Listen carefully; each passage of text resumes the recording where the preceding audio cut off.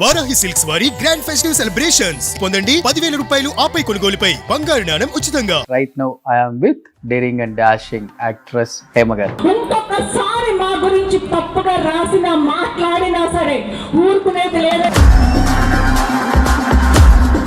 రాజుల నుంచి వచ్చిన ఒక 7వ తరగతి చదువుకున్న అమ్మాయి రూల్ చేసింది. ఎగ్జాక్ట్లీ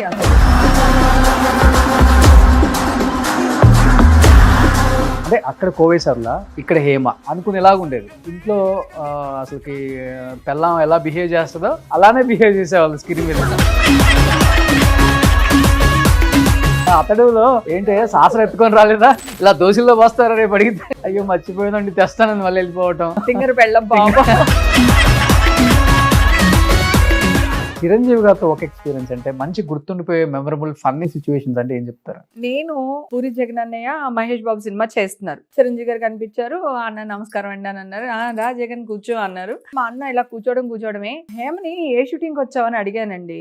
అడిగితే మా నల్లబాబు షూటింగ్ వచ్చారని చెప్పింది అన్నారు. ఇంకా నా గుండె అలా ఆ ఫ్యామిలీలో మీకు ఎక్కువ అభిమానం అంటే పవన్ కళ్యాణ్ గారు కదా. మా ఛాంబర్ లో ఒక ఇష్యూ అయినప్పుడు కూడా మీరంతా నిలబడ్డారు కదా. ఇండస్ట్రీలో చేస్తున్నాం కదా అని మా పిల్లల్ని, మా ఫ్యామిలీని, మా అమ్మల్ని రోడ్డుకి లాగడం అనేది కరెక్ట్ కాదు. ఈ డ్రెస్ గొప్పదా, ఈ డ్రెస్ వేసుకోవడం గొప్పదా అని ఇప్పుడు ట్రెండింగ్ లో కొట్టుకుంటున్నారు. దాని మీద ఒక ఛానల్ కి వెళ్ళి మాట్లాడడానికి వెళ్ళిన ఒక ఆవిడ ఇంక ఇష్టం వచ్చినట్టు మాట్లాడుకుంటున్నారు. ఆవిడేమో ఈవిని అంటుంది, ఈవిడేమో ఆవిడ అంటుంది. ఎంత చిల్లరగా కొట్టుకున్నారంటే అంత చిల్లరగా కొట్టుకున్నారు. మీరే తీసుకుంటారండి. ఎవరన్నా మీడియా వాడు మాట్లాడి ఎక్కడన్నా ఒకటి రాశాడు అంటే మీ మీడియా వాళ్ళకి చులకన అని మళ్ళీ మీరే అంటారు. మీడియా వాళ్ళని మీరే ఇస్తారు హింట్స్. ఇప్పుడు కూడా ఎవరు మీడియా వాళ్ళు పిలిస్తేనే వాళ్ళు వెళ్ళారు. ఓకే, మీడియా వాళ్ళు అడిగారా? ఒక ఆవిడేమో ఆ బట్టలు కరెక్ట్ అంటది, ఒక ఆవిడేమో బట్టలు కరెక్ట్ కాదంటది. మీరు అందరూ నాకు అర్థమైపోయిందిలే. ఒక చోట దొరికినవి అంటే నువ్వు ఇంకో చోట దొరికినవి అని ఇంకొకలా అంటున్నావు. కానీ ఏంటి బట్టల మీద మీ కామెంట్ ఏంటి అసలుకి? వల్గరిటీ ఆడ మగ జెండర్ తో సంబంధం లేదు. ఎవరైనా వల్గర్గా ఉంటే అది తప్పే. ఏమో కొంచెం డిప్రెషన్లోకి వెళ్ళిపోయింది. ఫ్యామిలీ ఇష్యూస్, పేరుకి బంధం భార్యాభర్తలు కానీ ఇద్దరు కలిసి లేరు ఇప్పుడు. ఇదైతే ఒకటైతే డిస్కషన్ బయట నడిచినన్న విషయం మీకు తెలుసా? ఇదిగో వీళ్ళే ఇందాక కొంతమంది నువ్వు డాష్ నేను డాష్ అని కొంతమంది గురించి మాట్లాడుకున్నాం కదా. సో వాళ్ళు క్రియేట్ చేశారు. హేమగారికి మందు అలవాటు లేదు కదా అని హ్యాంకర్ అడుగుతున్నాడు.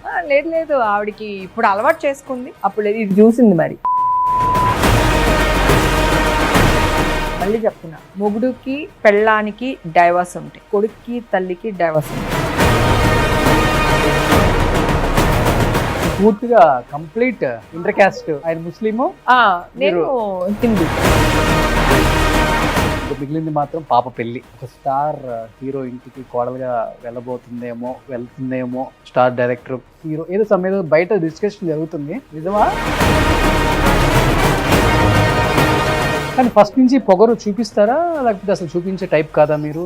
ఇప్పుడు నువ్వు నన్ను ఏదన్నా అన్నావు అనుకో, నేను ఎందుకు ఊరుకుంటాను, ఎందుకు ఊరుకోవాలి?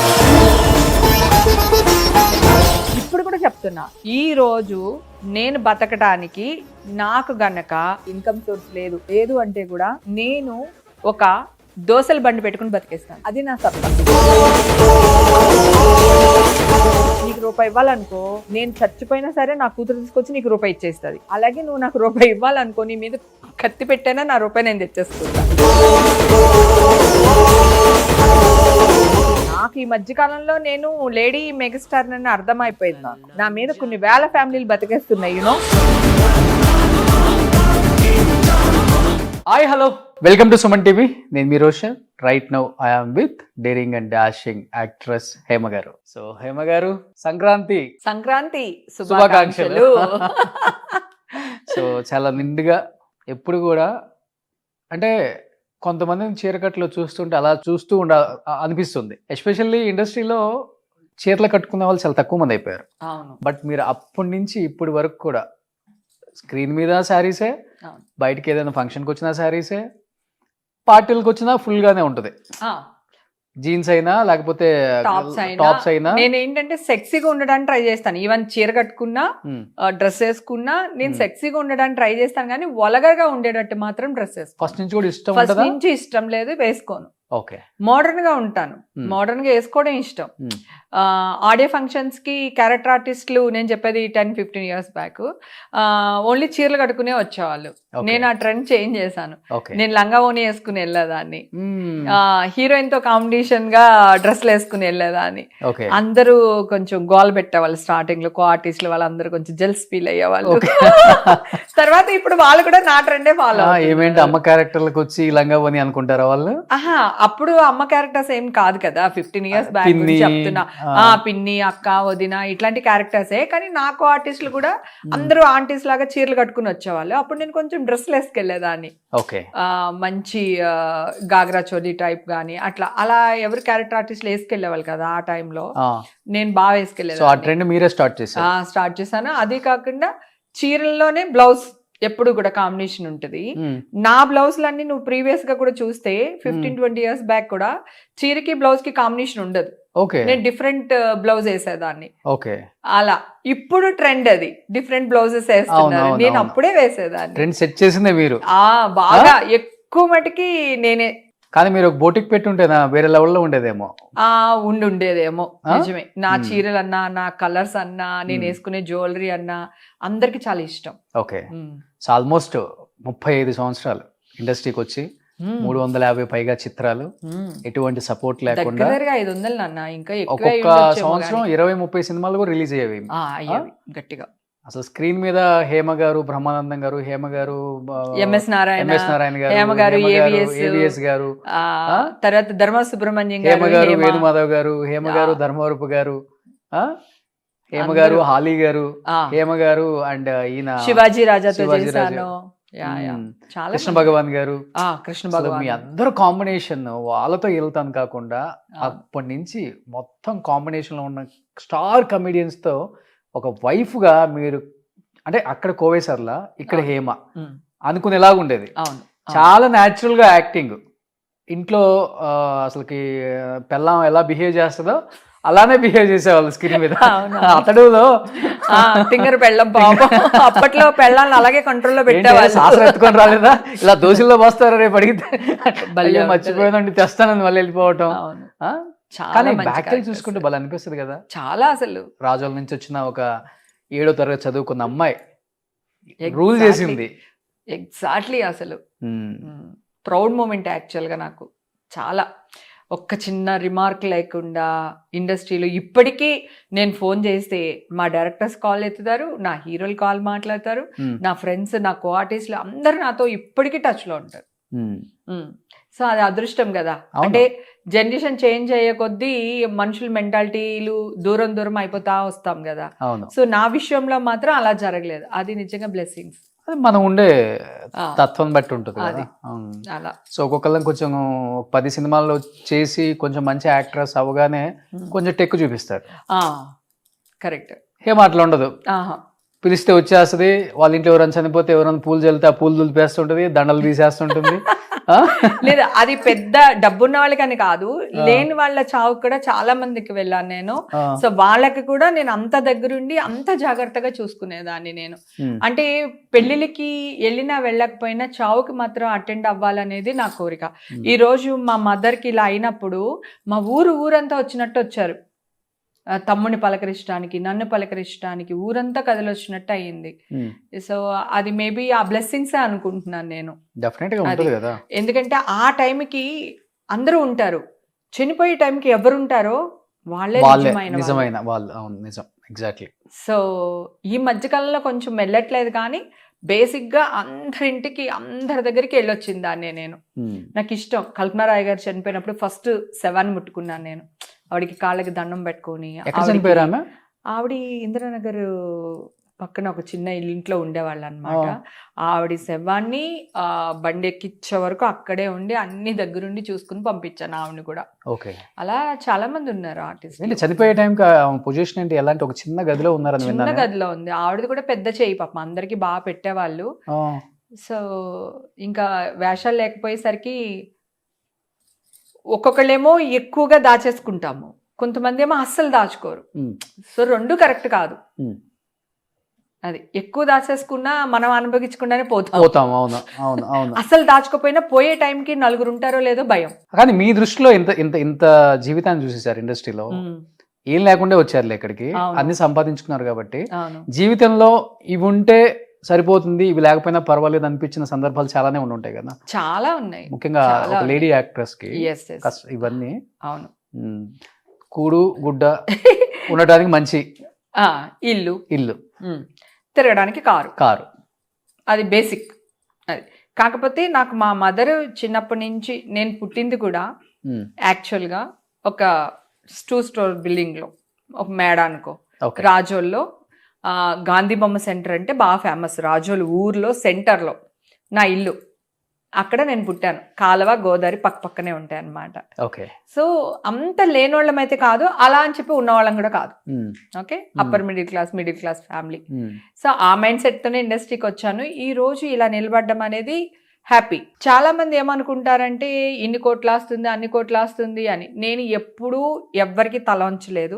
నాకు నచ్చితే నేను ఏదన్నా చేశాను, నాకు నచ్చకపోతే నో, నాకు నచ్చలేదు, నేను ఇలాగే ఉంటాను అని చెప్పి ఇండస్ట్రీలో కానీ బయట కానీ ఎక్కడైనా సరే ఎదురిస్తూనే ఉన్నాను. ఇప్పుడు కూడా చెప్తున్నా, ఈ రోజు నేను బతకడానికి నాకు గనక లేదు, సోర్స్ లేదు, ఇన్కమ్ సోర్స్ లేదు, మూవీస్ రాలేదు, లేకపోతే ఇంకొకటి లేదు అంటే కూడా నేను ఒక దోసల బండి పెట్టుకుని బతికేస్తాను.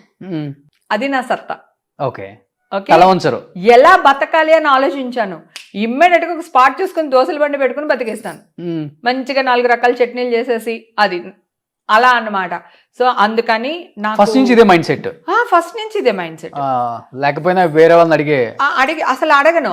ఇప్పుడు నువ్వు ఇందాక అన్నావు, నీ బిహేవియర్ కూడా అవతల వాళ్ళు ఫోన్ మాట్లాడతారా, వెల్కమ్ చేస్తారు అని నువ్వు కూడా చెప్పావు ఇందాక. ఎందుకని మనం హెల్ప్ అడిగినంత సేపు ఎవరైనా బాగానే ఉంటారు. ఒక్కసారి హెల్ప్ అడిగితే ఇది చేస్తారు, రెండోసారి హెల్ప్ అడిగితే సరే అంత కాకపోయినా కొంతైనా చేస్తారు, 3సారి హెల్ప్ అడిగితే ఫోన్ ఎత్తారు. అలా మీ జీవితంలో జరిగింది ఎప్పుడన్నా? అసలు నేను ఎవరిని అడగను. చేతనైతే నేను పెడతా, ఒక ముద్ద అన్నం పెడతా. చేతక లేదా మూసుకుని కూర్చుంటా అంతే తప్ప గొప్పలకి పోయి ఖర్చు పెట్టేసి నేను ఇది తోపు తురుము అని ఎప్పుడు బిహేవ్ చేయలేదు. పైగా వాడిని చూసి నేను కూడా చెయ్యాలని వస్తుందో ఇండస్ట్రీలో, అప్పుడే మన పతనం స్టార్ట్ అవుతుంది. అసలు ఎప్పుడు లేదు. మన శివారెడ్డి వాళ్ళ పిల్లలు మెచ్యూర్ ఫంక్షన్కి వెళ్తే, నీ ఫంక్షన్కి నేను రాలేకపోయినా మళ్ళీ గుర్తు చేసుకుని తిట్టకు నువ్వు నన్ను. ఓకే. అయితే వాళ్ళు కూడా, అక్క నీ చేతుల మీద తీసుకెళ్ళి కూర్చోపెట్టు పిల్లల్ని, నువ్వు తీసుకెళ్ళు, నువ్వు నాకు ఆడపడుచువి ఇంటికి అని చెప్పి కూర్చోపెట్టడం, నా చేతుల మీద కూర్చోపెట్టించడం. అలాగే పెళ్ళిళ్ళకి వెళ్తే, అక్క నువ్వు ఫస్ట్ నువ్వు చీర పెట్టు, నువ్వు గాజులు పెట్టు, మాకు మంచి జరుగుతుంది అనడం పెళ్లి కూతుర్లకి. అట్లా అన్నమాట. ఇండస్ట్రీలో హేమక్క చేతుల మీద తీసుకుంటే ఒక మంచి జరుగుతుంది. చాలామంది న్యూ ఇయర్కి నేను కొంతమంది దగ్గర తీసుకుంటా సెంటిమెంట్, 1000 రూపాయలని వెయ్యండి రా, ఒక 10,000 పంపించండి అని చెప్పేసి అంటూ ఉంటా. జనరల్గా నాకు సెంటిమెంట్ వరలక్ష్మి పూజకి న్యూ ఇయర్కి తీసుకుంటా. మా హస్బెండ్, ఇప్పుడు నా కూతురు ఇస్తుంది యాక్చువల్గా. అంతకుముందు ఫ్రెండ్స్ కూడా చెప్పేదాన్ని, న్యూ ఇయర్ వస్తుంది మర్యాదగా పంపించండి రా అని ముందే చెప్పేసేదాన్ని అనమాట. సెంటిమెంట్, ఆ సెంటిమెంటు నా నుంచి వీళ్ళందరికీ అయిపోయింది. ఫ్రెండ్స్ అందరు కూడా, నీ మీద నువ్వు ఒక 500 ఇవ్వవే, నాకు మంచి జరుగుద్ది, బిజినెస్ చేస్తున్నాను, ఓ 116 పంపించు, అట్లా నా చేతుల మీద తీసుకోవడం. అలా నిన్న వద్దుని కలిసాను, పూరి జగన్ అనే వైఫ్ని బ్యూటీ పార్లర్ లో కలిసాను అనమాట, లావణ్యని. కలగానే ఏయ్ అని తను ఏయ్ అని నేను వెళ్ళి ఇద్దరు కౌగిలిచ్చేసుకుని ముద్దులు పెట్టేసుకున్నాం. దానికి మా నా హస్బెండ్ని డాడీ అంటది అనమాట, నన్ను మమ్మీ అంటది. యాక్చువల్గా కాలుకడికి కన్యాదానం చేశాం కదా, సో ఆ రిలేషన్ ఇప్పటికీ చక్కగా 2 పిల్లలు, వాళ్ళు హ్యాపీ ఫ్యామిలీ, చూడడానికి ముచ్చటగా ఉంటుంది. అలాగే కృష్ణవంశీ గారు ఎప్పుడు అంటుంటారు, నువ్వు పాజిటివ్ గా ఉంటావి, పాజిటివ్ వైబ్ నీది హేమ, అట్లా ఉంటది. కానీ ఆల్మోస్ట్ అందరితో యాక్ట్ చేశారు కదా, అందరు హీరోలతో యాక్ట్ చేశారు, అందరు డైరెక్టర్ల డైరెక్షన్ లో చేశారు, వాళ్ళ కొడుకులతో కూడా చేశారు. ఈ హీరో ఆ హీరో ఏం లేదు, ఆల్మోస్ట్ ప్రభాస్, అల్లు అర్జున్, మహేష్ బాబు, రామ్ చరణ్ తేజ్, నాని, అందరితో యాక్ట్ చేశారు. అందరితో, బాలకృష్ణ గారు, నాగార్జున గారు, చిరంజీవి గారు, వెంకటేష్ గారు, వెంకటేష్ అందరితో యాక్ట్ చేశాను. కొంచెం ముందు వచ్చుంటే రామారావు, నాగేశ్వరరావు గారు, చేస్తుండేదాన్ని. కృష్ణరాజు గారు, కృష్ణ గారు. నాగేశ్వరరావు గారు, చిరంజీవి గారితో కలిపి ఒక మూవీ యాక్ట్ చేశాను. మెకానిక్ అల్లుడు అనుకుంటాను ఓకే మూవీ. అవునవును దాంట్లో యాక్ట్ చేశాను నేను, చిరంజీవి గారుని, నాగేశ్వరరావు గారు. కానీ నేను ఇండస్ట్రీకి వచ్చేసరికి రామారావు గారు రాజకీయాల్లోకి వెళ్ళిపోయారు. తర్వాత పెద్ద సినిమాలు ఏం చేయలేదు ఆయన. ఓకే. లేకపోతే ఏమో ఆయనతో కూడా చేస్తానేమో హోప్ అని. ఈ పండగకి అందరూ బాగా ఇంట్రెస్టింగ్ గా వింటారు కాబట్టి పాత విషయాలు, పాత యాక్టర్స్ చెప్పేదాన్ని చాలా బాగా నమ్ముతారు, అంత ఇంట్రెస్టింగ్ గా వింటారు, ఎంజాయ్ చేస్తారు. ఇంతమందితో యాక్ట్ చేశారు కాబట్టి ఒక్కొక్కరితో ఒక మంచి మంచి జ్ఞాపకాలు చాలా ఉంటాయి. ఇప్పుడంటే క్యారవాన్స్ వచ్చినాయి, అప్పుడు చెట్ల కిందే భోజనాలు, చెట్ల చాట్నే లేడీస్ అందరూ డ్రెస్ మార్చుకోవటాలు, ఇవన్నీ బాగుంటుంది. హీరోయిన్ అనేది వాళ్ళకి ఉండదు, సైడ్ యాక్ట్రెస్ మనం ఏంటి అంత వాల్యూ ఇవ్వటం అనేది వాళ్ళకి ఉండదు, హీరోలకు కూడా ఉండదు. సో కమింగ్ టు చిరంజీవి గారితో ఒక ఎక్స్పీరియన్స్ అంటే మంచి గుర్తుండిపోయే మెమరబుల్ ఫన్నీ సిచ్యువేషన్స్ అంటే ఏం చెప్తారు? అంటే నేను బ్రహ్మానందం గారు, చిరంజీవి గారు ఒక సినిమాలో యాక్ట్ చేస్తున్నాం అనమాట. అక్కడికి వెళ్ళిన తర్వాత చిరంజీవి గారు, బ్రహ్మానందం గారు బాగా కామెడీ చేస్తారనమాట. నేను పూరి జగనన్నయ్య, మహేష్ బాబు సినిమా చేస్తున్నారు సెట్లో, ఒక సెట్లో పోకిరి సినిమా జరుగుతుంది. ఆ టైంలో జగనన్న దగ్గరికి వెళ్ళాను. ఏంటి ఇలా వచ్చా అంటే, మా నల్లబాబు షూటింగ్ వచ్చానన్న. నల్లబాబు మీన్స్ చిరంజీవి గారు. ఓకే, అది వాళ్ళకే తెలుసు, ఎందుకంటే నేను ఎప్పుడు మాట్లాడుతూ ఉంటాను కదా. అవునా సరే రావైపోదామని చెప్పేసి అన్న చేసుకుని తీసుకెళ్ళిపోయాడు. మేము ఇద్దరు అలా నడుచుకుంటేలో చిరంజీవి గారు కనిపించారు. అన్న నమస్కారం అండి అని అన్నారు. రా జగన్ కూర్చో అన్నారు. నేను ఆల్రెడీ ఆయన షూటింగ్లోనే ఉన్నాను కనుక నేను కూడా మామూలుగా కూర్చున్నాను. కూర్చున్న తర్వాత మా అన్న ఇలా కూర్చోవడమే, హేమని ఏ షూటింగ్కి వచ్చావని అడిగానండి. అడిగితే మా నల్లబాబు షూటింగ్కి వచ్చారని చెప్పింది అన్నారు. ఇంకా నా గుండె అలా అయిపోయింది. నేను నల్లబాబు అనేది నా ముద్దు, నా పెట్టు పేరు చిరంజీవి గారికి. సో ఇప్పుడు చిరంజీవి గారు ముందు ఆ విషయం చెప్పేశారు. నేను వెంటనే సైలెంట్గా ఇలా వెనక జరిగా, మామూలుగా కూర్చునేదాన్ని. నేను మరీ అంత నల్లగా ఉన్నానా హేమా అంటే, ఇప్పుడు నాగబాబు వచ్చి తెల్ల భావన, ఇప్పుడు పవన్ కళ్యాణ్ వచ్చి చిన్న భావన, నేను నల్ల భావన అని చెప్పేసి ఆయన బాగా వేసుకున్నారు. ఆ రోజంతా ఆడుకుంటానే ఉన్నారు. నేనన్నా అలాగా కాదండి, అంటే ఒక ప్రేమతో కూడిన అభిమానంతో వచ్చిన అని చెప్పి నీళ్ళు అవులుతా ఉన్నాను అనమాట. తర్వాత అంతే అయ్యా మీ చెల్లి కదా ఆ మాత్రం ఉంటుంది అది ఇది అనేసి బాగా ఆడేసుకున్నారు అనమాట. ఆడుకోవడం 3 days ఆడుకున్నారు. నెక్స్ట్ డే లొకేషన్కి పరుచూరు వెంకటేశ్వరరావు గారు వచ్చారు. వస్తే మేము అందరం కూర్చున్నాం. మామూలుగా కూర్చుంటే వెంకటేశ్వర గారు కూర్చున్నారు. ఏమండి వెంకటేశ్వర గారు, నేను మరీ అంత నల్లగా ఉంటానండి అన్నారు ఈయన. నేను అమ్మా మళ్ళీ ఆడేసుకుంటున్నారు ఈయన అనుకుని బెత్తరపోయి అలా చూస్తున్నారు అనమాట. వెంకటేశ్వర గారు చూస్తే, బాబు మీరు నలిపేంటి బాబు, మీరు మీరు చామంచాయి బాబు, రాముడు నలుపు కాదా కృష్ణుడు నలుపు కాదా అంటే ఈయనకి తెలియక నేను అన్నాను, ఆయన నన్ను ఆడుకుంటున్నారన్న సంగతి వెంకటేశ్వర గారికి తెలియక ఆయన, నేను వెంకటేశ్వర సార్ మీకు దండం పెడతాను ఆపండి సార్, ఆయన నన్ను ఆడుకుంటున్నారు అని చెప్పి ఆయన చేతులు పట్టుకుని ఆపండి సార్ ప్లీజ్ సార్ అంటున్నా. అలా ఎవ్వరు వచ్చినా సరే, ప్రకాష్ రాజు వస్తే కూడా అదే అనమాట. ఆ 3 రోజులు బీభత్సంగా ఆడేసుకున్నారు ఆయన. అసలు మామూలు పిచ్చ కామెడీ చేశారు. బ్రహ్మానందం గారితో కూడా అంతే, 4-5 సార్లు బ్రహ్మానందం గారిని ఆ సొట్టు ఉంటుంది కదా, ఆ సొట్టని ఇలా లాక్కుని ఆ సొట్టని ఎట్లా అని ముద్దెట్టుకుని, అంటే బ్రహ్మానందం గారిని చూస్తే ఆయన ఏదో చిన్న ఏదో కోతిపిల్ల దొరికినట్టు ఉంటుంది అనుకుంటా. చిరంజీవి గారికి బాగా ఆడుకుంటారు ఆయనతో.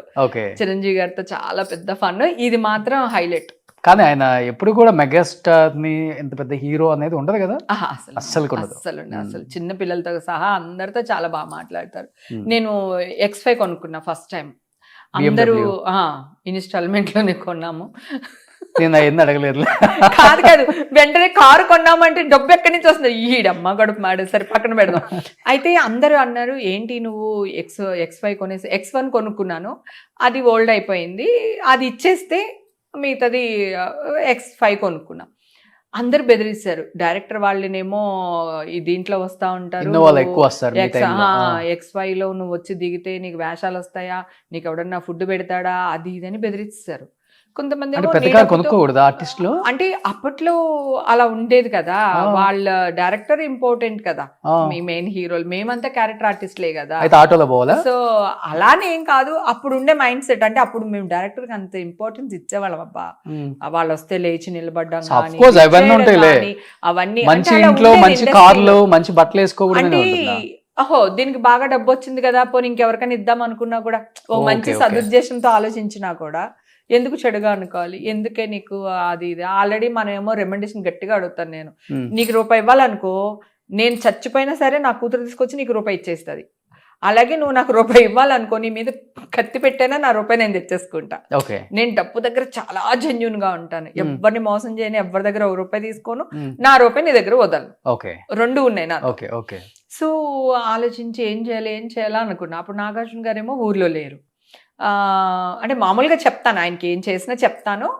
కార్ కొనేటప్పుడు ఉన్నారు, ఇలా గౌతమ్ గారి దగ్గర తీసుకుంటున్నాను బాబు, ఒకవేళ కుదిరితే ఏదైనా ఒక మాట చెప్పండి, కొంచెం ఏమైనా డిస్కౌంట్ చేస్తారేమో అనేటట్టు మాట్లాడితే సరే హేమ నేను చెప్తాను, నేనైతే ఊర్లో లేను అనేసి ఆయన అన్నారు. కొంత డిస్కౌంట్ వచ్చింది ఆయన చెప్పడం వల్ల. తర్వాత చిరంజీవి గారికి రిక్వెస్ట్ చేశాను, ఇలా కారు కొనుక్కున్నాను, మీ చేతుల మీద కీస్ తీసుకోవాలనుకుంటున్నాను బావగారు, అది ఇది అని అంటే, సరే అయితే సాయంత్రం ఇంటికి రా, పలానా టైంకి షూటింగ్ అయిపోతుంది, ఇంటికి వచ్చేసి నీ కారు ఇచ్చిన తర్వాత నేను జిమ్కి వెళ్ళిపోతాను, అది ఇదే ఏదో మాట్లాడేసారు. అయిపోయింది. ఇంటికి వెళ్ళి ఆయన చేతుల మీద కారు కీస్ తీసుకుని ఆయన్ని కార్లో కూర్చోపెట్టుకుని వాళ్ళ ఇంట్లో నుంచి ఈ వీధిలో ఒక రౌండ్ వేసి, నేను డ్రైవింగ్, చిరంజీవి గారు నా పక్కన కూర్చున్నారు, ఒక రౌండ్ వేసి తర్వాత ఆయన ఇంట్లో దింపేసి, ఈ లోపల సూర్య గారు వాళ్ళ అమ్మాయి వాళ్ళు ఒక పట్టు చీర, పసుపు కుంకుమ, ఫ్రూట్స్ అన్ని ఒక ప్లేట్లో పెట్టి నాకు ఇచ్చారనమాట. ఆ చీర అలా దాచిపెట్టుకున్నాను నేను. ఇప్పటికి ఉంది. మా అక్క కట్టుకున్నాను, ఫోటోలు తీసుకున్నాను, ఆ ఫొటోస్ పెట్టుకున్నాను. ఆ చీర అట్లా అంటే పాడు చేయకుండా ఆ చీరని అట్లా నా మెమరీ. చిరంజీవి గారి ఇంట్లోంచి ఫస్ట్ ఎక్కడ రాజోళ్ళ నుంచి చిరంజీవి గారికి చూడటానికి వచ్చిన ఒక అమ్మాయిని వాళ్ళ ఇంటికి తీసుకెళ్లి పసుపు కుంకలు ఇవ్వడం ఎంత అదృష్టం చూడు. అలా ఇచ్చి పంపించారు అనమాట. ఆ ఫొటోస్ అన్ని పోస్ట్ చేసుకున్నాను. అప్పుడు చిరంజీవి గారు హేమకి కార్ కీస్ ఇచ్చారు, హేమ కవర్ కొనుక్కుంది, అది చిరంజీవి గారి చేతుల మీద అట్లా వెళ్ళిపోయింది నా దిష్టి అంతా. హేమ పెద్ద కారు కొన్నది అనేది పోయింది. సో చిరంజీవి గారు ఇచ్చారు, చిరంజీవి గారు ఇది చేశారు అనేది వచ్చేసింది అనమాట. చిరంజీవి గారి చేతుల మీదుగా తీసుకుంది అనేది వచ్చేసింది. పాజిటివ్ అయిపోయింది. నెగిటివ్ నుంచి పాజిటివ్ చేసుకున్నాను. ఇట్లా ఆలోచిస్తాను అనమాట. థింకింగ్ ఏదన్నా ఒకటి నేను చేసేస్తున్నాను అంటే ఓకే, నాకు ఇది నచ్చింది, నేను చెయ్యాలి, కానీ అందరూ ఇష్టపడాలి దాన్ని. నాకు పొగరు వచ్చింది అని అనుకోకూడదు. అట్లా ఆలోచన. ఫస్ట్ నుంచి పొగరు చూపిస్తారా, లేకపోతే అసలు చూపించే టైప్ కాదా మీరు? నాకు పొగరేం ఉండదు నాన్న. ఇప్పుడు నువ్వు ఉన్నావు, నన్ను ఏదన్నా అన్నావు అనుకో, నేను ఎందుకు ఊరుకుంటాను, ఎందుకు ఊరుకోవాలి? ఇప్పుడు మేము ఆడవాళ్ళం కదా, క్యారవాన్స్ ఎవరికి అవసరం? మగవాళ్ళగా ఆడవాళ్ళగా? ఈ విషయం నేను అడిగాను అనుకో, నేను విరోధం అవుతాను. నాకు ఇంతే రెమండేషన్ కావాలి, నేను ఇంత అయితేనే వస్తాను, లేకపోతే రాను, నాకు డబ్బింగ్ ముందు డబ్బులు ఇవ్వండి అని డిమాండ్ చేస్తాను నేను. అది అందరికీ నచ్చకపోవచ్చు కదా, దాన్ని వాళ్ళు ఏదైనా పేరు పెట్టుకొని, కానీ నా కష్టార్జితాన్ని నేనేగా అడుగుతున్నాను. సో నేను అలా ఆలోచిస్తాను. ఆ మేనేజర్కో లేదా క్యాషియర్కో వాళ్ళకో కోపం వస్తుంది. పెద్దోళ్ళకి ఏం చెప్తారు, ఎంత పొగరు సార్, డబ్బులు ఇస్తాను కానీ డబ్బింగ్ రానంది, అది ఇది అని అంటారు. అప్పటికే నేను చాలా డబ్బింగ్ చెప్పేసి ఉంటాను, ఇంకొకటి రెండు సీన్లు మిగిలి ఉంటాయి. ఆ టైంలోనే నేను అడుగుతాను, కానీ అది వాళ్ళకి తెలియదు కదా, వీళ్ళు ఏం చెప్తారో తెలియదు. అట్లాగా కొంచెం అడుగుతాను అనమాట. నాకు ఇది కావాలి, నాకు ఇది చెయ్యండి, నాకు ఏదైతే కావాలో అది అడుగుతాను. సో అది అడగటప్పుడు చేయలేదంటే కొంచెం గట్టిగానే అడుగుతాను. నా కోసమే కాదు, పక్క వాళ్ళ కోసం కూడా అడుగుతాను. దానికి ఇంకా కోపం వస్తుంది వాళ్ళకి. ఇప్పుడు చిరంజీవి గారితో ఆ రోజు నుంచి ఇప్పటి వరకు ఎంత మంచి రిలేషన్, బట్ ఆయన కొడుకుతో కూడా వర్క్ చేశారు. రామ్ చరణ్ గారు అంతకన్నా ఇంకా ది బెస్ట్ అని విన్నాను నేను. నిజంగా బెస్ట్. నన్ను ఎంత భరిస్తాడో ఆ అబ్బాయి. వినయ్ విజయరామ. ఓకే, వినయ్ విజయరామ చేస్తున్నప్పుడు ఇదిగో నా కూతురు రిపోర్ట్స్, నీ బ్లడ్ రిపోర్ట్స్ ఇవి, నువ్వు నా కూతుర్ని ఎలా పెంచుతావు, ఇలా పెంచుతావు, అలా పెంచుతావు, ఇది ఎవడన్నా చేస్తాడు, నేను ముద్దు పెట్టుకుని ఎవడన్నా పెట్టుకుంటాడు కదా, నిజమే కదా, అది ఎవడన్నా చేస్తాడు, నువ్వేం చేస్తావు, నువ్వెలా పెంచుతావు, వంట వచ్చా, ఇవన్నీ గుర్తుంది కదా, అడుగుతా ఉంటాను. ఇప్పుడు అదే ట్రెండ్ తెలుసా, అమ్మాయిలు ఇవే అడుగుతున్నారు, నాలాగానే తల్లిదండ్రులు అడుగుతున్నారు. అయితే అప్పుడు ఆయన నిన్ను అలా కాదని చెప్పేసి నా మీదకి వచ్చేస్తాడు అనమాట. అసలు ఎలా కాపురం చేస్తానో చూపిస్తాను, అది ఇదని మీదకి వచ్చేయాలి. ఆయనకి నేను ఆంటీ ఆంటీ అంటారు జనరల్గా నన్ను రామ్ చరణ్. ఆయనకి అది తిట్టేసి నా మీదకి రావడం ఆయనకి రావట్లేదు. ఎందుకు రావట్లేదు అంటే నేనంటే సాఫ్ట్ కార్నర్ చిన్నప్పటి నుంచి తెలుసు ఆయనకి. ఆ చనువుతో నన్ను తిట్టలేకపోతున్నాడు ఆయన. నన్ను కొట్టడానికి రాలేకపోతున్నాడు అనమాట. అప్పుడు నేను చెప్పాను, బాబు ఇప్పుడు నేను ఒక కంత్రి అత్తనన్నమాట, ఓకేనా? నేను హేమాంటిని కాదు. సో ఇక్కడ కంచు ఆంటీ, ఈ ఆంటీకి బుద్ధి చెప్పాలి కదా, దీని అమ్మ జీవితాన్ని ఒకటి వేసుకోండి బాబు, అల్లిపోవాలి నేను, అది ఇది అని చెప్పేస్తే ఆయన నవ్వుకుని 2-3 టేకులు చేసిన తర్వాత 4వ టేకి ఓకే చేశారు. ఓకే, అలా అంటే అంత మంచి అతను అంటే ఒక వ్యక్తిని నేను ఎవరైనా అవని, విలన్ అవని, ఏదైనా అవని, నేను లేడీని కదా, సో నన్ను తిట్టడానికి కూడా ఆయనకి క్యారెక్టర్ అయినా కూడా తిట్టడానికి మనసు రాలేదు. గ్రేట్ కదా, గ్రేట్. అట్లా అక్కడికి చాలా టేకులు తిన్న తర్వాత ఫైనల్లీ ఒక షాట్ ఓకే అయింది అప్పుడు. కానీ ఆ ఫ్యామిలీలో మీకు ఎక్కువ అభిమానం అంటే పవన్ కళ్యాణ్ గారు కదా? పవన్ కళ్యాణ్ గారు అంటే ఇష్టం, కాకపోతే చిరంజీవి అంటే నాకు ప్రాణం. ఓకే. పవన్ కళ్యాణ్ గారు రాజకీయాల్లోకి వచ్చిన తర్వాత ఇంకా ఎక్కువ ఇష్టం. ఓకే. చిరంజీవి చిరంజీవి గారితో మా రేపో బాగుంటుందబ్బా. పవన్ కళ్యాణ్ గారు ఎక్కువ మాట్లాడరు. ఆయనేమో షూటింగ్ వచ్చినా కూడా ఒక రూమ్ లో బంధించినట్టు ఉంటారు. ఆయన మనస్తత్వం అది.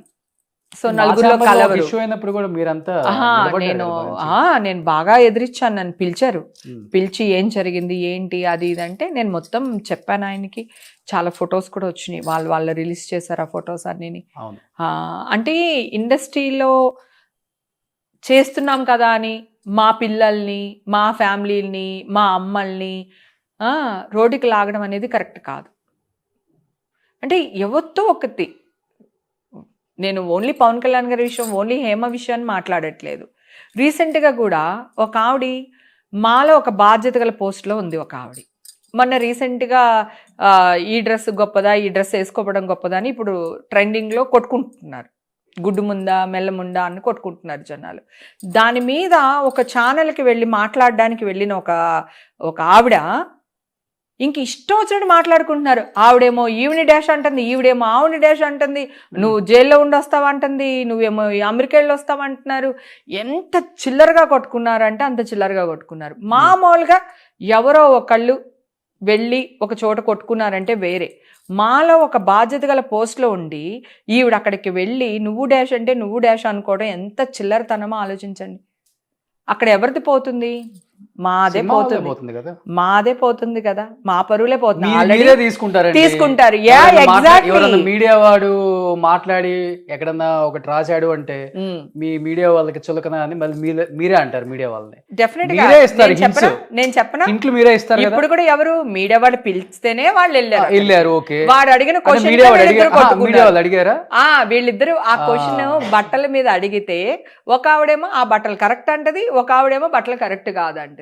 అసలు నాకు అర్థమైపోయింది. ఇద్దరు ఆడవాళ్ళు కూర్చోబెట్టి మాట్లాడడం ఎందుకు అసలు మీడియాకు పిలిచి? చోట దొరికినవి అంటే నువ్వు ఇంకో చోట దొరికినవి అని ఇంకొకలా అయ్యా అంటున్నాను. ఎంత చిల్లరగా ఉంటది చెప్పండి. మీరే ఓపెన్ అవుతారు. మీకు మీరే ఓపెన్ అవడం కాదు.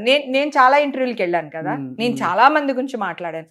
మంచి గురించి మాట్లాడాను, చెడు గురించి మాట్లాడాను, నా గురించి మాట్లాడాను, బయట వాళ్ళ గురించి మాట్లాడాను కదా. మాట్లాడే విధానం ఉంటుంది. ఆలోచించారు, ఎక్కువ ఆవేశపడతారు. అది తప్పు అంటున్నా. ఇప్పుడు నేనే వెళ్తున్నాను కదా, నేను వెళ్తాను, నేను పోరాడతాను, నేను దెబ్బలాడతాను, నా కోసం నేను స్టాండ్ తీసుకుంటాను, పక్కన వాళ్ళ కోసం స్టాండ్ తీసుకుంటాను. కానీ మాలో ఉన్నప్పుడు ఆల్రెడీ ఒక రప్చర్ జరుగుతూ ఉంటుంది, మన చుట్టూ ఆర్టిస్టుల చుట్టూ ఏదో ఒకటి జరుగుతూ ఉంటుంది. అలాంటప్పుడు లాస్ట్ ఇయర్ అంతా నాది, దాని మీద పాపం అనవసరంగా మళ్ళీ పరువు నష్టం దాబా 5 కోట్లకి వేసాను. ఎప్పటికైనా వచ్చేస్తే మనకి, ఎప్పటికైనా వచ్చేస్తాయి. ఇప్పుడు కోర్టుకి వెళ్తున్నారు వాళ్ళు, ఆ వాయిదాలకి అటెండ్ అవుతున్నారు, వచ్చేస్తాయి. కానీ ఏంటి బట్టల మీద మీ కామెంట్ ఏంటి అసలుకి? ఎవరిష్టం వాళ్ళది, వాళ్ళ కంఫర్ట్ జోన్. ఓకే. నువ్వు ఇప్పుడు మా ఇంటికి వస్తే ఈ డ్రెస్ వేసుకున్నావు, రేపు షార్ట్ వేసుకుని వెళ్తావు, నన్ను అడిగి వేసుకుంటావా నేను షార్ట్ వేసుకుంటున్నానని, వాళ్ళ ఇష్టం. నేను ఇందాక కూడా చెప్పాను, ఒక్క నిమిషం చెప్పనా, ఇందాక కూడా చెప్పాను నీకు, సెక్సీగా ఉండడానికి ట్రై చేయడం వేరు, సెక్సీగా ఉండడం వేరు, వల్గర్గా ఉండడం వేరు, వల్గర్ కంటెంట్ ఇవ్వడం వేరు, వల్గర్ అదే అంటున్నాను, వల్గర్ మీద వెళ్ళడం వేరు. వల్గరిటీ ఆడ మగ జెండర్తో సంబంధం లేదు. ఎవరైనా వల్గర్గా ఉంటే అది తప్పే, అది వల్గరిటీ వద్దు. నువ్వు గ్లామర్గా ఉండడానికి ట్రై చేయి. అబ్బాయి అయినా అబ్బాయి, నేను అమ్మాయి ఇలా ఉండాలి అబ్బాయి ఇలా ఉండాలని చెప్పట్లేదు. ఇప్పుడు ఈ రోజుల్లో నవేడేస్ అబ్బాయి అమ్మాయి ఇద్దరు ఈవన్ సేమ్, ఒకళ్ళు ఎక్కువ ఒకళ్ళు తక్కువ కాదు. ఇది వరకు మగాళ్ళు సంపాదించే వాళ్ళు ఆడవాళ్ళు ఇంట్లో ఉండేవాళ్ళు కనుక అది ఆ రూల్ వెళ్ళింది. ఓకే, ఎవరిష్టం వాళ్ళది, ఎవరి కంఫర్ట్ వాళ్ళది. ఇది తప్పు అనడానికి లేదు, ఇది రైట్ అనడానికి లేదు. అలా అనుకుంటే నైటీస్ అసలు మన కానే కాదు. ఇప్పుడు ప్రతి వాళ్ళు నైటీలు వేసుకునే తిరుగుతున్నాం కదా, అబ్బాయిలు అందరు షార్ట్స్ వేసుకునే తిరుగుతున్నారు కదా. అంటే చీరకున్న అందం నైటీలో లేదు కదా. సో ఇప్పుడు కొన్ని గొడవలు అవి కూడా అయినాయి కదా, మొగుడికి ఇలా అంటే ఎలా దరిద్రం లాగా తయారవుతున్నారు అని మగవాళ్ళు తిట్టి ఆ కామెంట్స్ చెప్తున్నాను. ఎవరి ఇష్టం వాళ్ళది. ఇప్పుడు నైటీ నాకు కంఫర్ట్ ఉంది, నేను వేసుకుంటాను. అలాగే ఇంకొక అమ్మాయికి ఏదో కంఫర్ట్ ఉంది, ఆ అమ్మాయి వేసుకుంటుంది. ఇప్పుడు ఆ అమ్మాయిని మనం నువ్వు ఇలా ఉండొద్దని చెప్పలేము, అలా అని చెప్పి ఇలాగే ఉండమని కూడా చెప్పలేము. ఎవరికి రైట్ ఉంది చెప్పు? కానీ మీరు ఫస్ట్ నుంచి ఆల్మోస్ట్ అంత ఫుల్ గా ఉండే డ్రెస్లు కదా మీరు చేసిన సినిమాలు. బట్ ఏ సినిమాలకి ఏ డైరెక్టర్లు ఇబ్బంది పెట్టలేదా ఇలాంటి డ్రెస్సింగ్ చేసుకోవాలి? ఒక్క సినిమాలో చీర జారిపడేటట్టు సీన్లు ఉంటాయి కొన్ని, కానీ చీర జారిపడే సీన్ ఉంటే కూడా మొత్తం ఇట్లా ఉండదు నాది. ఇప్పుడు ఇది ఉందనుకో, ఇది ఇలా అయ్యేటప్పటికి ఇలా ఉంటది నా చెయ్యి. అలా నాకు అసలు ఎప్పుడు అలాంటివి రాలేదు, క్యారెక్టర్స్ కూడా రాలేదు. నా మీద రాసే రైటర్లు కానీ డైరెక్టర్లు కానీ ఎప్పుడు అలా చేయలేదు. హేమని మేము ఇలా చూడలేము, హేమ అంటే ఇలాగే ఉండాలి అని ఒక డ్రీమ్లోనే నాకు క్యారెక్టర్స్ రాశారు. అది నా అదృష్టం. మాక్సిమం మిమ్మల్ని సినిమాలలో భర్త అనేది అంటే ఏంటి అంతే, అంతకుమించి ఏం లేదు. అవును, ఏమి ఉండదు ఉండదు రావే ఓసే అది అసలు ఏముండదు. అసలు ఇంకొకటి తెలుసా, ట్రెండింగ్ లో సచ్చినోడని తిట్టింది నేనే. ఇది వరకు సచ్చినోడా ఏం లేవు తిట్లు, హీరోల్ని ఎవ్వరు తిట్టకూడదు, అది రూల్. బాలీబాబుని కానీ చిరంజీవి గారిని కానీ ఎవ్వరు తిట్టకూడదు. యుద్ధాలు జరిగాయి అప్పుడు, యుద్ధాలు జరిగాయి. వేణుమాధవ్ గారు సింహాద్రి సినిమాలో మన ఎన్టీఆర్ గారు ఇదేదో కాళ్ళకి నూనె పూసే సీన్, కాళ్ళు పట్టించుకునే సీన్ పెద్ద గొడవ అయింది కదా అప్పుడులోనే. అవును, చాలా అస్సలు చేయకూడదు. అలాంటిది మల్లీశ్వరి సినిమాలో స్టార్ట్ అయింది. ఈ సచ్చినోడికి వెనకాల కూడా కళ్ళుంటే వెంకటేష్ బాబుకి ఇంతంత గుండు సూదులు పెట్టి అతనేమో అవి తీసి నాకు ఇచ్చేవాడు. కృష్ణవేణి మర్చిపోయినట్టున్నావు, ఇదిగో ఇది పెట్టుకో అనేవాడు, ఇది పట్టుకో అనేవాడు. కాఫీలో గుండు పూసలేసే తీసి ఇట్లా పేపర్లకు పెట్టేవాడు. అవును, బ్యాంక్ లో గుర్తుందా? అప్పుడు ఈ సచ్చినోడికి వెనకాలకు కూడా కళ్ళున్నాయి, శ్రీరామ్ అంటే నేను సీతాదేవిని శ్రీరాముడిని ఇట్లా విడదీస్తే నీ కళ్ళు పోతారా సచ్చినోడా అని ఇట్లాంటి డైలాగ్స్ ఉంటాయి. ఫస్ట్ టైం తిట్టాను నేను, అప్పుడు నేనే భయపడ్డా. నేను ఇలా తిడితే హీరో గారు ఏమనుకుంటారు, మీరు ఇలా రాశారు, త్రివిక్రమ్ గారు, విజయభాస్కర్ గారు అంటే, లేదమ్మా ఆయన సీన్ తెలుసు అన్నారు. తర్వాత వెంకటేష్ బాబు వస్తాడు, పొద్దున్నే సీన్ చూసుకుంటాడు ఆయన, రిహార్సల్స్ అవన్నీ రాగానే హేమా నీకు తెలుసా నువ్వు నన్ను ఇలా తిడుతున్నావు అలా తిడుతున్నాను, ఆయన తిట్టేసుకున్నాడు. అమ్మయ్య ఈయనే ఫిక్స్ అయ్యండి అంటే నేను తిట్లు తింటానికి అనుకుని ధైర్యంగా యాక్ట్ చేశాను. కానీ మల్లేశ్వరి అసలు సినిమా అంతా కూడా చాలా ఫన్. అవును. కానీ ఇప్పుడు ఒకప్పుడు అందరి హీరోలతో చేశారు ఆల్మోస్ట్. 2022 నుంచా 23 నుంచా అసలు సినిమాలకి కంప్లీట్గా దూరం అయ్యారా, లేకపోతే డైరెక్టర్లు హీరోలే దూరం పెట్టండి అన్నారు? అసలుకి ఏం జరిగింది అసలుకి? నన్ను ఎవరు దూరం పెట్టమని అన్నారు. సరే, నన్ను దూరం పెట్టడానికి ఏ ఆర్టిస్టులు ఇప్పుడు క్యారెక్టర్స్ చేశారు చెప్పు, నాతో ఉన్న వాళ్ళు? అవును, ఆల్మోస్ట్ క్యారెక్టర్స్ రాలేదు. స్కోప్ ఉందే. ఎందుకు స్కోప్ ఎక్కడ ఉంటుంది? బ్రహ్మానందం గారు తప్ప, ఎంఎస్ నారాయణ గారు లేరు, ఓకే, వైవిఎస్ లేరు, ధర్మ సుబ్రహ్మణ్యం లేరు, ఆహుతి ప్రసాద్ లేరు. సడన్గా ఒకే ఇయర్లో ఆల్మోస్ట్ 5-6 మెయిన్ కమెడియన్స్ చనిపోయారు. మాకు బ్రహ్మానందం, హేమ, ధర్మ సుబ్రహ్మణ్యం, రజిత, ఇంకో ఆర్టిస్టు సురేఖ, ఇట్లా క్యారెక్టర్స్ రాసేసేవాళ్ళు వాళ్ళ వైఫ్లు. కానీ వీళ్ళందరూ చనిపోవడం వల్ల మీరు కూడా చచ్చిపోయారు. మీ ఇండస్ట్రీలో కొంచెం గ్యాప్ వచ్చింది అది. సో తర్వాత బ్రహ్మానందం గారు కూడా కొంచెం, ఆయన కూడా సినిమాలు తగ్గించుకున్నారు, ఏదో జరిగింది మొత్తానికి. అలాగా క్యారెక్టర్స్ రాలేదు. సో దానివల్ల ఆల్మోస్ట్ అందరికి ఇప్పుడు క్యారెక్టర్స్ లేవు. 7-8 years అయిపోయింది, వేషాలు తగ్గిపోయి అందరికి వేషాలు తగ్గిపోయినాయి. నేను 1-2-3 వెబ్ సిరీస్ చేశాను మెయిన్ క్యారెక్టర్స్. అంకుల్స్ అని ఒక మూవీ ఒకటి చేశాను, 3 రోజెస్ ఒకటి చేశాను, లేచింది మహిళా లోకం అని ఇప్పుడు రిలీజ్ కుంది, అదొకటి చేశాను. లేదు, సినిమాల్లో మంచి క్యారెక్టర్లు రావట్లేదు, ఇంకా పిచ్చి పిచ్చి క్యారెక్టర్లు నేను యాక్ట్ చేయలేను. అది కాకుండా నాకు ఏమనిపించింది అంటే, ఒక స్టేజ్ లో ఒక కిచెన్, ఇల్లు, షూటింగ్స్ తప్ప నా లైఫ్ లో ఏం లేవు. I want to live my life as I wish. Okay, అని నాకు అనిపించింది. నా లైఫ్ నేను ఎలా జీవించాలనుకుంటున్నానో అలాగా జీవించాలి అని నాకు ఒక ఇది అనిపించింది ఆఫ్టర్ లాక్డౌన్. ఓకే. అప్పటి నుంచి కొంచెం గ్యాప్ ఇట్స్ అంటే చిన్న చిన్న క్యారెక్టర్లు చేయడం మానేసాను అనమాట. ఓకే. ఇప్పుడు మీరు అనుకోవడం ఏంటంటే నా లైఫ్ ఏదో నేను లీడ్ చేయాలనుకుంటున్నాను అంటే ఇల్లు అంటే 30 years బిజీ బయటికి ఇంకొకలాగా వినపడింది. హేమ కొంచెం డిప్రెషన్లోకి వెళ్ళిపోయింది, ఫ్యామిలీ ఇష్యూస్, పేరుకి బంధం భార్యాభర్తలు కానీ ఇద్దరు కలిసి లేరు ఇప్పుడు. ఇదైతే ఒకటైతే డిస్కషన్ బయట నడిచినన్న విషయం మీకు తెలుసా? అవును అవునవును. ఇదిగో వీళ్ళే మీకు ఇష్టమైతే క్లారిఫై కాదు. ఇందాక కొంతమంది నువ్వు డాష్ నేను డాష్ అని కొంతమంది గురించి మాట్లాడుకున్నాం కదా, ఇలాగా మీడియాకి వచ్చి ఇట్లా చిల్లరగా చేస్తున్నారు అనే ఒక విషయం మాట్లాడుకున్నాం కదా మనం.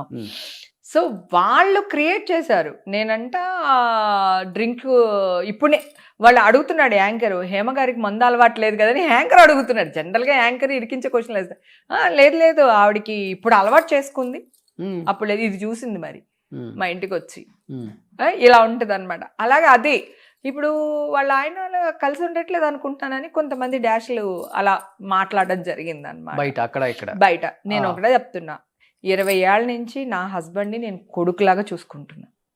మళ్ళీ చెప్తున్నా, మొగుడుకి పెళ్ళానికి డైవర్స్ ఉంటాయి, కొడుక్కి తల్లికి డైవర్స్ ఉండవు.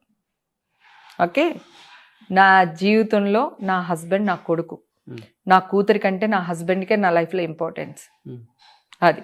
సో అందుకని ఎవ్వరు ఎలా పిచ్చి పిచ్చిగా వాగినా, ఇప్పుడు మా మదర్ చనిపోయారు, మొత్తం వచ్చి నా హస్బెండ్ పక్క నుండి మొత్తం ఊర్లో అంతా తనే చూసుకున్నాడు. అవునా? మొత్తం తనే చూసుకున్నారు. ఇప్పుడు నాకంటూ ఏదైనా ఉంది అనుకుంటే ఒక ఈషా ఉంది, ఒక జాన్ ఉన్నాడు నా లైఫ్లో, అంతే. మదర్ లేదు కదా, మెయిన్ మదర్ నా లైఫ్లో మదర్ పోర్షన్ అన్నమాట. సో అనుకునేవాళ్ళు 100 అనుకుంటారబ్బా, నేను ఇచ్చే క్లారిటీ నేను ఇచ్చాను కదా. తల్లికి కొడుక్కి జీవితంలో డైవర్స్ ఉండవు, ఉంటాయా? హీఈస్ మై సన్, అంతే. ఎందుకు ఎక్కడ మరి ఒక పోస్ట్ కానీ ఒక వీడియోలో కనిపించడం మా కానీ హస్బెండ్ ఇద్దరు అసలు ఇష్టం. నీకు ఇప్పుడు 20 ఏళ్ల క్రితం ఇప్పుడు భావన ఎక్కడైనా చూసావా మీడియాలో? కెమెరామెన్ అని తెలుసు నాకు, అంతే. ఎప్పుడైనా చూసావా? 25 ఏళ్ళు మా మ్యారేజ్ అయ్యి 25 ఏళ్ళు అయింది ఇప్పుడు. ఓకే, 25 కంటే ఎక్కువైంది. ఓకే. సో ఇంతవరకు జాన్ ఎప్పుడైనా చూసావా? తను రాడు, ఏ షోలకి రాడు, తనకి ఇష్టం ఉండదు, తను బయట ప్రపంచానికి రాడు, తనకి నచ్చదు. నాకే చాలా బాధ ఉండింది యాక్చువల్గా. ఏంటి రాడు, బర్త్డే అయితే ఒక గులాబీ పువ్వు కొనివ్వరు, కనీసం ఒక ఆర్ట్ షేప్లో బెలూన్ కూడా కొనివ్వడు మా ఆయన, అట్లా నాకు ఫీల్ అయ్యేదాన్ని నేను యాక్చువల్గా. తను ఎక్స్పోజ్ చేయలేరు, అంటే ఎక్స్ప్రెషన్ లేదు తనకి, తను అంతే. మరి ఎట్లా ప్రేమించారు? ఏమో అలా ప్రేమించాను. పెళ్లి చేసుకుంటా అన్నాడు, ప్రేమిస్తానంటే చేసుకునేదాన్ని కాదేమో, మరి పెళ్లి చేసుకుందామని అడిగాడు, అడగడమే. ఓకే. రే ఇండస్ట్రీలో ఉండి పెళ్లి చేసుకుందాం అంటున్నాడు ఏంటి ఈ అబ్బాయి అని కొత్తగా అనిపించింది నాకు. సో అది ఆ ఒక్క వర్డ్ నచ్చింది, పెళ్లి చేసేసుకుని పడిపోయారు దానికే. దానికే మా ఆయన 4,000 సంపాదిస్తే నేను 4,000 సంపాదిస్తే బతికేద్దాం అనుకున్నా. అదే మైండ్ సెట్ అంతే. మా హస్బెండ్ కి కంప్లీట్ మా హస్బెండ్ ఆయన ముస్లిము, నేను హిందూ. కానీ వాళ్ళ ఎక్కువ వెంకటేశ్వర స్వామిని బాగా ఇది చేస్తారు. మా మామయ్య గారు కూడా తిరుపతి అది వెళ్ళేవాళ్ళట, ఎస్డి లాల్ గారు. ఎన్టీఆర్తో 36 సినిమాలు ఏవో చేశారు ఆయన. ఓకే. సో మా బావగారు అసలు మొత్తానికి హిందూ అయిపోయారు. అవును, మీరు గారు ఆయన బొట్లు అవి పెట్టేసుకుని అసలు చాలా, అంటే నాకంటే ఎక్కువ పూజలు చేస్తారు, ఆయనకి ఎక్కువ పుణ్యం వస్తుంది నాకంటే, నేను చాలా ఎక్కువ భక్తి నాకు అలా. సో మా హస్బెండ్ కూడా రోజు లేచి దీపం పెడతారు ఆయన. ఓకే. దీపం పెట్టి దండం పెట్టుకున్న తర్వాతే టిఫిన్లు కానీ బ్రేక్ఫాస్ట్ కానీ ఏదైనా చేస్తారు తను కూడా, నా హస్బెండ్ కూడా. కానీ ముస్లిం. సో ఆ ఒక్క మాటకి మ్యారేజ్ చేసుకున్నాను అంతే తప్ప వాళ్ళకి ఎన్ని ఆస్తుంది మాకెంత ఆస్తుంది ఏంటి అనేది ఏం తెలియదు నాకు. ఓకే, తను సంపాదిస్తే నేను ఎంత సంపాదిస్తే బతికేద్దాం అనుకున్నాను, అలాగే బతికేశాను. మీ తోడుకోళ్ళు మన నాగభూషణం గారి కూతురు. అవును. మీ ఇద్దరి మధ్య ఎలా ఉంటుంది relation? Okay, not good not bad. Okay. మీ బావగారితో బాగుంటుంది? బావగారితో బాగుంటుంది, ఎందుకంటే వర్క్ చేసి మా తోడుగోడలతో ఆడబడుస్తూ అందరితో బాగానే ఉంటుంది. కానీ ఎక్కువ వాళ్ళు రారు, ఎక్కువ మేము వెళ్ళాము. సో అందరు కలిపి ఏదైనా ఒకసారి ఫస్ట్ నుంచి కూడా మ్యారేజ్ అయిన తర్వాత లవ్ మ్యారేజ్ తర్వాత జాన్ ఇంకా మా ఇంటికి వచ్చేసారు తను అక్కడి నుంచి. ఇంకా అలా లైఫ్ లీడ్ చేసేసాము. ఉమ్. ఇంకా అంత పెద్ద పట్టింపులు అలా ఏం లేవు. అమ్మ ఫస్ట్ లో అసలుకి అబ్జెక్షన్ చెప్పలేదా, ముస్లిం వద్దు? ముస్లిం అలా ఏం అబ్జెక్షన్ చెప్పలేదు, కానీ ఇప్పుడు పెళ్ళేంటి, అప్పుడు నేను ఎదిగే స్టేజ్లో ఉన్నాను కదా, మంచిగా క్షణక్షణం తర్వాత. సో మంచి మంచి మూవీస్ పడుతున్నాయి, సెకండ్ లీడ్కి వెళ్తున్నాను. సో తమిళ్లో ఒక సినిమా హీరోయిన్గా చేశాను, తర్వాత ఊరు పంచాయతీ అని ఒక సినిమా చేశాను, ఇంకొకటి మలయాళం సినిమా చేశాను అప్పుడు. ఇట్లా ఉన్నాయన్నమాట సినిమాలన్నీ. బాగా బిజీగా ఉన్న టైంలో మ్యారేజ్ చేసేసుకున్నాను. ఎంత ఉంటుంది ఏజ్ అప్పుడు మీకు? 19 yearsకే పెళ్లి 19 సంవత్సరాలకే. పాప పాప కొంచెం లేట్గా పుట్టింది. ఓకే. సో అంతే ఆలోచించా, నా మైండ్ అంతే. ఇప్పుడు ఇందాక అన్నావు కదా ఎలా బతుకుతారు, ఒకవేళ నీకు ఏదన్నా అయితే అంటే దోశల బండి పెట్టి బతికేస్తాను, ఎవడేమంటాడు నన్ను, నేను ఆటోలో వెళ్ళిపోతా. ఇప్పుడు కూడా ఈషా ఆటోలో వెళ్తుంది తెలుసా ఆఫీస్కి, తన కారు ఉంది కానీ ఆటోలో వెళ్ళిపోతుంది ఆఫీస్కి. చాలా సింపుల్ ఫ్లై లైఫ్ అబ్బా నాది. గెంజన్నం అంటే చాలా ఇష్టం, నాకే కదా నా కూతురు కూడా ఇష్టం. సూప్ రైస్ అని తింటాం మేమిద్దరం, నేను నా కూతురు. అట్లా నేను అటు ఇటు కూడా బతికేస్తాను. అలా ఇలాగే బతకాలి, ఇట్లానే లగ్జరీగా ఉండాలని ఏం లేదు. అన్నిటికీ ప్రిపేర్ అయి ఉన్నారు లైఫ్ లో. అన్ని up and ఉంటేనేమో ఒకలాగా ఉంటుంది, అన్ని లేకపోతే ఇలా కూడా ప్రిపేర్ ఇలా కూడా ఉంటాము. అంటే ఆ స్టేజ్ కి ఏమైనా వచ్చారా ఒకనొక టైం కి? ఏం రాలేదు, భగవంతుడి దయ వల్ల. Touch wood. అంటే రాజోల నుంచి కాదు రాజోల వల్ల కాదు ఆ స్టేజ్, మనం వేరే వాళ్ళని నమ్మటం వల్ల వస్తుంది. లేదు, నేను అలా ఎవరిని కూడా నమ్మలా. నిజానికి నేను అంత ఫోకస్ చేయను, ఎక్కువ ఆలోచిస్తే వయసు వచ్చేస్తుంది అనే టైప్ నేను. అందుకని 52 అందరికీ తెలుసు. అది ఓకే, నాకేం ప్రాబ్లం. నా ఏజ్ నేను దాయాలనుకోవట్లేదు. ఈ ఏజ్ లో కూడా ఇంత అందంగా ఉన్నాను చూడు, అది పాజిటివ్ థింక్. అర్థమైందా? నాకు ఏజ్తో ప్రాబ్లం లేదు. ఇంకా నయ్యంలే, ఆడెవడో చెప్పానుగా నీకు, వికీపీడియానా ఆడెవడో దొంగ సచ్చినాడు, మా ఆయన డేట్ ఆఫ్ బర్త్ వేస్తాడు నాకు. అవునా? అదే కదా, నీ ఇంటర్వ్యూలో కూడా చెప్పాను కదా, అబ్బాయి ఎంత వెంటాడుతున్నానో, మెంటల్ టెన్షన్ వాడుతున్నా. ఇప్పుడు వికీపీడియా ఏజ్ ఎంత మీద అయితే? వాడా 67 వేస్తాడు డేట్ ఆఫ్ బర్త్. అసలు ఏమన్నా కొంచెమైనా ఏమన్నా అంటే అదిగో అన్నాను అంటారు. నేను వాళ్ళ జోలికి వెళ్ళను, వాళ్ళే నా జోలికి వస్తారు. నేనేమో చేతులు అడ్డు పెట్టుకుంటే అదిగో తిడుతుంది అంటారు. కానీ అట్లయినా కానీ మీకు మీ హస్బెండ్ కి 15 years డిఫరెన్స్ ఉందా? ఎందుకు 67? మా 67 అంటే ఇప్పుడు ఎంత ఉంటుంది తనకి? 5-6 years డిఫరెన్స్ నాకు నా హస్బెండ్ కి. ఓకే. ఇప్పుడు ఇషాకి వాళ్ళ ఫాదర్ తో బాగుంటుంది అటాచ్మెంట్? అసలు మేమందరం చాలా సరదాగా ఉంటాం. మా కుక్క పిల్ల ఉంది, మా ఇంట్లో అందరం అసలు మామూలుగా ఉండం అనమాట. బాగా కేరింతలు కొట్టుకుంటూ ఆడుకుంటా ఉంటాం, పరిగెడుతుంటా. మా ఆయన్ని నా కూతుర్ని కూడా నేనే గిలుతా ఉంటా. ఓకే. ఏదో ఒకటి గిలుతుంటా. నాకు మా హస్బెండ్ అంటే ఎంత ఇష్టం అంటే, మా ఆయన ఇది తింటాడు, మా ఆయనకి ఇది ఇష్టం, మా ఆయనకి ఇది కావాలి, మా ఆయన ఈ డ్రెస్ వేసుకోవాలి, మా ఆయన ఈ షూ వేసుకోవాలి, మా ఆయన అంటే తెల్లారు లెగిస్తే 90% నా హస్బెండ్ గురించి ఉంటుంది నాకు. కానీ మధ్యలో కొంతమంది ఆర్టిస్టులు మీ హస్బెండ్ కి లేనిపోని మీ మీద కొన్ని చెప్పడం వల్ల కొంత ఆయన. నేను ఒకటి చెప్పేవాళ్ళు చెప్తారు, నువ్వు వింటే నువ్వే పాడైపోతావు, విన్నంతసేపు మనం సేఫ్ అంతే. ఏమైనా డిస్టర్బ్ అయ్యారు జాన్ గారు? జాన్ గారు ఎప్పుడు ఏం డిస్టర్బ్ అవ్వరు. ఏదన్నా అయితే నేనే అవుతా, నేనే అరుస్తా, నేనే మాట్లాడతా. సో అసలు తను ఏమన్నారు, అసలు 99% అన్నాడు. నేను ఫ్రెండ్స్ వల్ల వీళ్ళ వల్ల కాదు నేను డిప్రెషన్కి వెళ్తా. నేను డిప్రెషన్కి వెళ్ళింది ఏంటి అంటే, సో చిన్నప్పటి నుంచి కష్టపడుతున్నా, పరిగెడుతున్నాను. నాకు ఒక గుర్తింపు రాలేదు. అరే నా కోసం ఇది చేసావు కదరా, నీ కోసం ఇదిగోరా అని అట్లా లేకుండా అయిపోయింది. అంటే ఎవరు అంటే ఇప్పుడు మా మదర్ ఉన్నారు, మా అమ్మకి ఇది ఇష్టం, మా అమ్మ ఇది తింటుంది, లేకపోతే మా అమ్మ ఇది కట్టుకుంటుంది, అట్లా నేను పెట్టేదాన్ని. మదర్ కూడా అలా పంపించాను. మదర్ కూడా ఏంటంటే నేనే ఎనర్జీగా ఉంటాను, నేనే సంపాదిస్తున్నాను కనుక మమ్మీ కూడా నా మీద ఫోకస్ చేయలేదు. తమ్ముడు కూడా పెద్ద పట్టించుకోడు. నాకు ఎలా అనిపిస్తుంది అంటే, అమ్మకి తెలుసు కదా నాకు అరుసులు అంటే ఇష్టం అని, అమ్మ అరుసులు పంపించవచ్చు కదా, అమ్మకే నేను అరుసులు పంపిస్తాను. అట్లా ఉంటుంది నాకు చిన్న చిన్న ఆశలు అన్నమాట. ఇవి కూడా అర్థం చేసుకోరేంటి అట్లా అనిపిస్తుంది అనమాట నాకు. చెప్పాను కదా ఇందాక, ఈవేళ నా బర్త్డే అనుకో, ఒక గులాబీ పువ్వు మా ఆయన ఇవ్వాలని ఆశపడతాను. ఆయనకి ఇష్టం ఉండదు, ఆయనకి తెలియదు, ఆయనకి నేను తప్ప ఇంకెవరు లేరు లైఫ్లో, ఆయనకి ఇవ్వాలని తెలియదు. నేను చెప్తే కూడా ఇస్తే నటించినట్టు ఉంటుందేమో అని ఇచ్చేవాడు కాదు. అట్లా ఉండేది. తర్వాత మా హస్బెండ్‌ని కూర్చోబెట్టి చెప్పేసాను. ఈషాని మా హస్బెండ్‌ని కూర్చోబెట్టి, నేను డిప్రెషన్‌కి వెళ్తున్నాను. నాకు ఏజ్ ఫ్యాక్టర్ కూడా ఉంది. సో, హార్మోన్ ఇది ఉంటాయి, చేంజెస్ ఉంటాయి కదా ఈ ఏజ్‌లో. నేను డిప్రెషన్‌కి వెళ్తున్నా. బిగ్ బాస్ ముందు ఇవన్నీ చెప్పేశారు కూర్చోబెట్టి. చెప్పేసాను కూర్చోబెట్టి. నేను అసలు హైడ్ అండ్ సీక్ చేయను. నేను నీతో కూడా ఏదన్నా ఉంటే 99.9% నిజం చెప్పేస్తాను. ఆ 0.1% అబద్ధం చెప్పను. నువ్వు చెప్తే హర్ట్ అవుతా అని చెప్పను అంతే. ఆ 0.1% ఏం చెప్పారు ఎక్కడైనా హస్బెండ్ కి సరే. పాపని కూర్చోబెట్టి? ఇదే చెప్పాను. నేను డిప్రెషన్ నాకు డిప్రెషన్కి వెళ్తున్నాను. నాకు ఈ ఏజ్ ఫ్యాక్టర్ వల్ల, నాకు హార్మోన్ చేంజ్ అవుతున్న వల్ల నాకెందుకు నేను ఇలా ఫీల్ అవుతున్నాను. సో, నాకు నచ్చింది ఒక జిలేబీ, నాకు ఇష్టం. ఒక జిలేబీ తెచ్చిపెట్టండి, ఒక ఫ్లవర్స్ తెచ్చిపెట్టండి, నా కోసం మీరు నవ్వుతూ ఉండండి, నన్ను నవ్వుతూ ఉంచండి అని చెప్పి ఇషాకి, తనకి ఇద్దరికి చెప్పాను. ఆ తర్వాత ఇషా బాగా అర్థం చేసుకుంది నన్ను.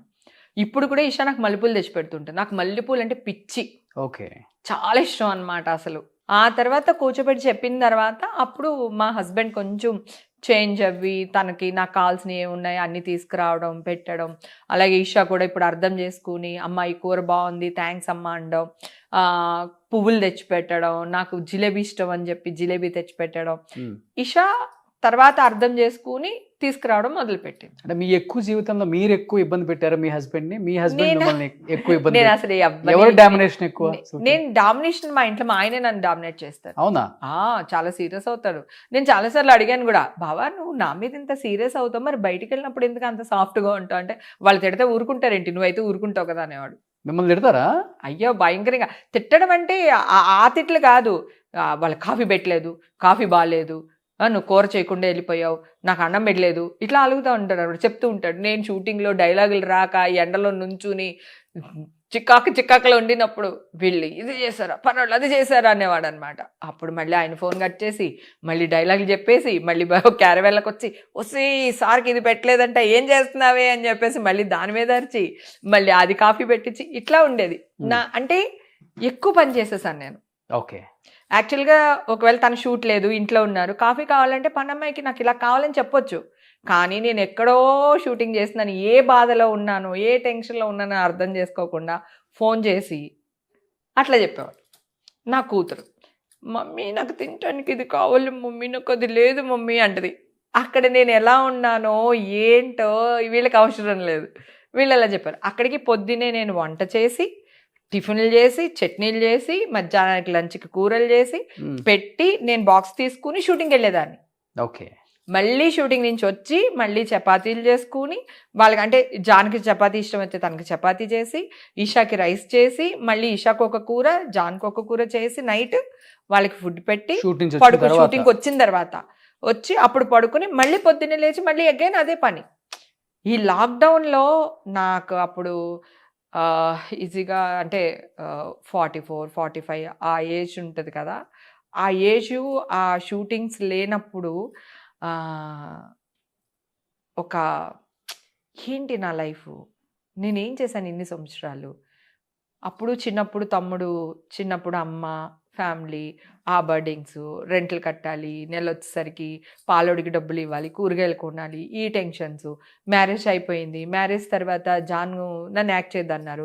తనకు వచ్చే సంపాదనలో ఎలా ఉండాలి, తను వచ్చే సంపాదనలో ఎంత మిగిల్చుకోవాలి, ఎట్లా ఇల్లు కొనుక్కోవాలి. నేను అప్పుడే ఇల్లు కొనుక్కున్నా. 95కి నేను ఇల్లు కొనుక్కున్నా. 94లో ఇల్లు కొనేసాను, 95లో గృహప్రవేశం చేశాను. నా ఫస్ట్ ఇల్లు కాస్ట్ 5 lakhs. ఆ తర్వాత మాదాపూర్లో ఇల్లు కొనుక్కోవడానికి ఆ ఇల్లు అమ్మేస్తే 10 లక్షలు వచ్చింది నాకు ఆ ఇల్లు. ఆ 10 లక్షలు పెట్టి ఇంకో 6 లక్షలు లోన్ తీసుకుని మాదాపూర్లో ఇల్లు కొనుక్కున్నాను. మాదాపూర్ పిఎస్ ఆపోజిట్లో ఉంటుంది. అలా. సో అప్పటి నుంచి చాలా చేసేసాను నేను. తెలియకుండా ఎనర్జీ లెవెల్స్. షూట్కి వెళ్తాను కదా, షూట్లో మాట్లాడుతూనే ఉంటా, తిరుగుతూనే ఉంటా, డైలాగ్ చెప్తూనే ఉంటా, సరదాగా ఉంటా. సెట్ బాయ్ ఇప్పుడు కెమెరామెన్, అరే ఆ టేబుల్ జరిపానంటే టక్మని నేనే జరిపిస్తా. మళ్ళీ ఆడెక్కడి నుంచో పరిగెత్తుకొచ్చి ఈడు జరిపి అంత ఉండదు. బ్రహ్మానందం అన్న తిప్పుతూ ఉంటాడు, ఆగు ఉన్నాడుగా సెట్ అబ్బాయి, వాడికి అందుకే జీతం ఇస్తున్నారు, ఎందుకు జరిపిస్తారు. కాదన్నా అనేవాడు అన్న. అయినా ఆగేదాన్ని కాదు. ప్రొడక్షన్ వాళ్ళు భోజనాలు వడ్డిస్తూ ఉంటారు కదా, నేనే తీసుకుని అటక్కడక్కడక్కడే వడ్డించేస్తాను. అంటే అంత ఎనర్జీ ఉండేదన్నమాట నాలో. అన్ని పనులు చేసేస్తాను. ఇప్పుడు షూట్లు పెళ్ళైన తర్వాత చేయొద్దు అంటే మానేశాను. ఆగారా? ఆ, ఎన్నాళ్ళు ఆగారు? 5-6 years ఆగా. ఆ, 5 years మినిమం ఇంట్లోనే ఉన్నా. పాప పుట్టిన అప్పుడే తర్వాత. జగనన్నే పెళ్లి, అదే పూరి జగనన్నకి పెళ్లి చేసి ఆ జగనన్న ఎపిసోడ్ లో యాక్ట్ చేసేదాన్ని నేను అప్పట్లో. ఉమ్, ఆ తర్వాత మానేసిన తర్వాత జగననే మేమందరం పక్క పక్క ఇంట్లో, నేను పైన ఇంట్లో, అన్న వాళ్ళు కింద ఇంట్లో. నేను కొనుక్కున్నాను చెప్పాను కదా సనత్ నగర్ లో, ఆ ఇంట్లో కింద అన్న వాళ్ళు రెంట్కు ఉండేవాళ్ళు, కృష్ణవంశీ వీళ్ళందరూ అక్కడికి వచ్చేవాళ్ళు. ఉమ్, అలా. సో జాన్ గారి సంపాదన మీద దాచి దాచి ఇల్లు కొనేసాను నేను. ఓకే. మంచి కెమెరామెన్ కదా ఆయన. చాలా మంచి మీరు గారు కెమెరామెన్, గానీ, బాగా ఆయన బిజీగా గానీ. ఉండేవాళ్ళు. సో సనత్ నగర్ ఇల్లు అలా దాచి దాచి కొనేసా.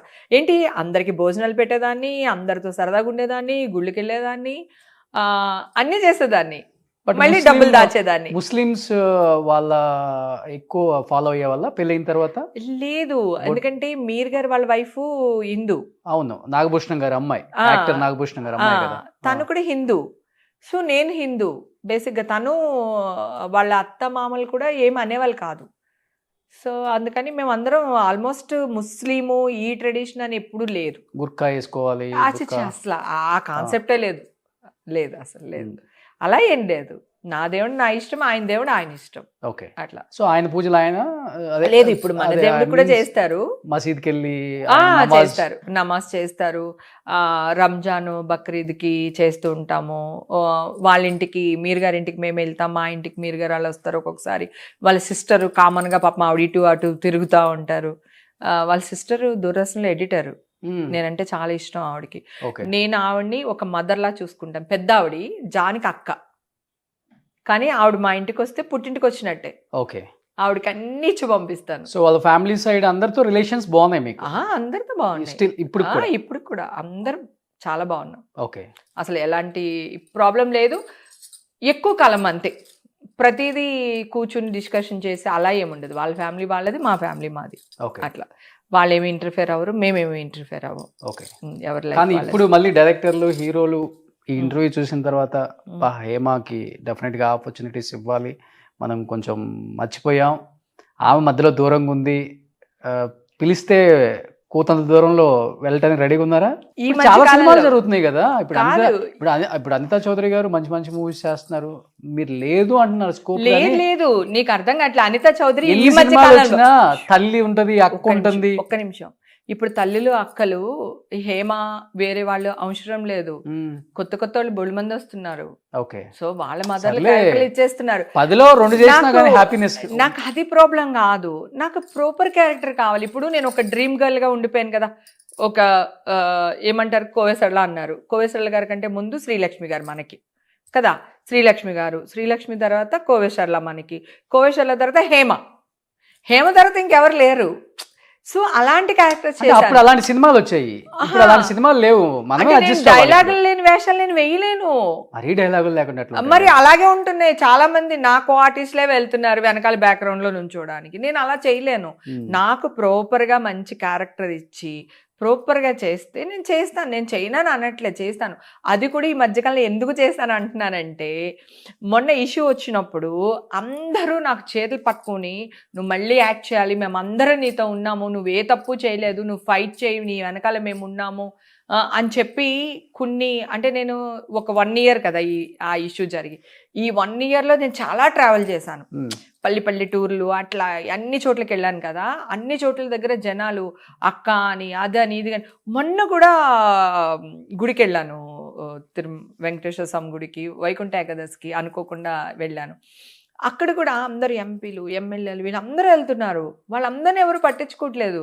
హేమ అనేసి నన్ను పట్టుకోవడం, నాతో మాట్లాడడం, నాతో ఫోటోలు దిగడం, అక్కడ ఉన్న ఆఫీసర్స్ కానీ ఆ గుళ్ళో జరపడానికి. వచ్చాను ఆ రోజు, మీరు మాదిరి, దువ్వాడ సీని గారు, ఆ లైన్లో చాలా మంది ఉన్నారు. ఇంకో వేరే ఎమ్మెల్సీ గారు, వాళ్ళందరూ, నేను వేరే వాళ్ళతో వెళ్ళాను. అందరు లైన్లో ఉన్నారు. అందరూ నాకు తెలిసిన వాళ్ళే కదా, అందరితో మాట్లాడుతున్నాను. కానీ ఆ లైన్లో కూడా ఆ గుళ్ళో పనిచేసే వాళ్ళు కానీ, సెక్యూరిటీ వాళ్ళు కానీ, లేకపోతే మనకి వాలంటీర్స్ ఉంటారు చూడు, వాళ్ళు కానీ అందరూ అమ్మా నువ్వా ఎలా ఉన్నావు అమ్మా బాగున్నావు అమ్మా అని పలకరించేసి మెల్లిగా రామ్మా అని చెప్పేసి, అంటే దేవుణ్ణి చూడడానికి లాగుతూ ఉంటారు కదా. సో మెల్లిమెల్లిగా లాక్కి రావడం. ఏ గుడికి వెళ్ళినా కూడా ఆ గుడిలో ఉన్న పెద్దవాళ్ళందరూ వచ్చేసి బుగ్గలు గిల్లేసి బంగారం నువ్వు బాగుండాలని ఇలా అనేసి, పెద్దవాళ్ళు అనమాట, వయసులో పెద్దవాళ్ళు, పూజనీయులు చాలా మంది అన్నమాట. నువ్వు యాక్ట్ చేయాలి, నువ్వు ఎందుకు యాక్ట్ చేయట్లేదు, నువ్వంటే మాకు ఇష్టం, మాకు ప్రాణం, అది ఇది అని ఇన్ని వేల మంది నన్ను బ్లెస్ చేస్తేనే నేను ఇప్పుడు క్లీన్ చిట్తో బయటపడ్డా. కానీ ఎన్ని వేల మంది చేసినా ఒక 10 మంది ఉంటారు మనోళ్ళు, కొన్ని కాంపౌండ్స్ ఉంటాయి కదా, అవును. అందరూ మీకు మంచి వెల్ విషెస్ ఫ్రెండ్సే కాబట్టి ఒక సాయంత్రం పూట కూర్చొని వాట్సాప్లో మెసేజ్ పెట్టడం, నేను మళ్ళీ బ్యాక్ రావాలనుకుంటున్నాను చెప్పండి మర్చిపో అంటే కూడా మంచి క్యారెక్టర్ పిలవండి అని హీరోస్కి పెట్టచ్చు, డైరెక్టర్స్కి పెట్టచ్చు. అది చిన్నతనంగా ఫీల్ అవుతారా లేకపోతే నిజంగా పెట్టారా? 100% పెట్టవచ్చు, పెట్టకూడదని ఏం లేదు. నా జీవితంలో ఇంతవరకు ఆల్బమ్ పట్టుకుని ఆఫీస్లే తిరగలేదు నేను. రావడం వేషాలు వచ్చినాయి, లక్కీగా డాన్స్ క్లాస్ నుంచి అట్లా ఆర్టిస్ట్ అయిపోయాను. నా ప్రాబ్లం యువరాని కూడా నేను ఎప్పుడు యువరాని అనుకుంటే ఎట్లా కుదురుతుంది? ఆమె కూడా నేను అనుకోవట్లేదు నాన్న, మరి నేను ఆల్బమ్ పట్టుకోలేదు అంటే ఇప్పుడు సినిమా నీకు అర్థం కావట్లేదు. ఇప్పుడు వేషాలకి మనం వెళ్ళినంత మాత్రాన వేషాలు రావు, మనం వెళ్ళనక్కర్లేదు కదా. కాదు నేను చేస్తానంటున్నా, చేయడానికి చెప్తా వినండి. ఇప్పుడు ఒకప్పుడు కోదండరామరెడ్డి గారు, రాఘవేంద్రరావు గారు, కోడి రామకృష్ణ గారు, వీళ్ళందరి దగ్గర అసిస్టెంట్ చేసిన వాళ్ళు డైరెక్టర్లు అయ్యారు, మీరు చేసిన వాళ్ళు.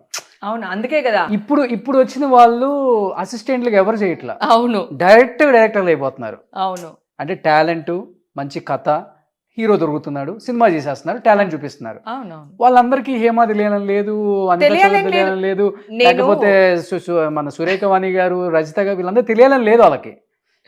ఒకసారి మనం గుర్తు చేసుకోవాలంతే, మనం కూడా ఉన్నామని. నీ మాటకి నేను అడ్డు చెప్పట్లేదు, యు ఆర్ కరెక్ట్. కానీ నేను చెప్పేది ఏంటంటే ఇప్పటి వరకు నేను యాక్ట్ చేయాలనుకోలేదు. ఇప్పుడు ఈ 1 year ఏదైతే ఉందో, నేను ఏదైతే ట్రావెల్ చేసుకుంటూ వచ్చానో, ఈ 1 year ట్రావెల్లో నాకు అర్థమైంది ఏంటంటే, నేను ఇప్పుడు ఏదైతే ఉన్నానో అది అంతా సినిమా మహత్యం, సినిమా వల్లే వచ్చింది నాకు. ఆ చామ్ కానీ, ఆ ఇది కానీ, ఇప్పుడు ఇంతమంది అభిమానిస్తున్నారు, ఇంతమంది గుళ్ళల్లో నా కోసం పూజ చేశారు, నేను బయటపడాలి అని, మా హేమక్క బాగుండాలని నన్ను బ్లెస్ చేసిన వాళ్ళు కానీ, ఇందాక చెప్పాను కదా బాగుండాలమ్మని దిష్టి తీసిన వాళ్ళు కానీ, వీళ్ళందరికీ అభిమానం ఎక్కడి నుంచి వచ్చింది? రాజుల్లో ఉన్న అమ్మాయి మీద రాలేదు, సినిమా ఇండస్ట్రీలో ఉన్న హేమ మీద రాలేదు, హేమ మీద వచ్చింది. ఓకే, హేమ మీద వచ్చింది.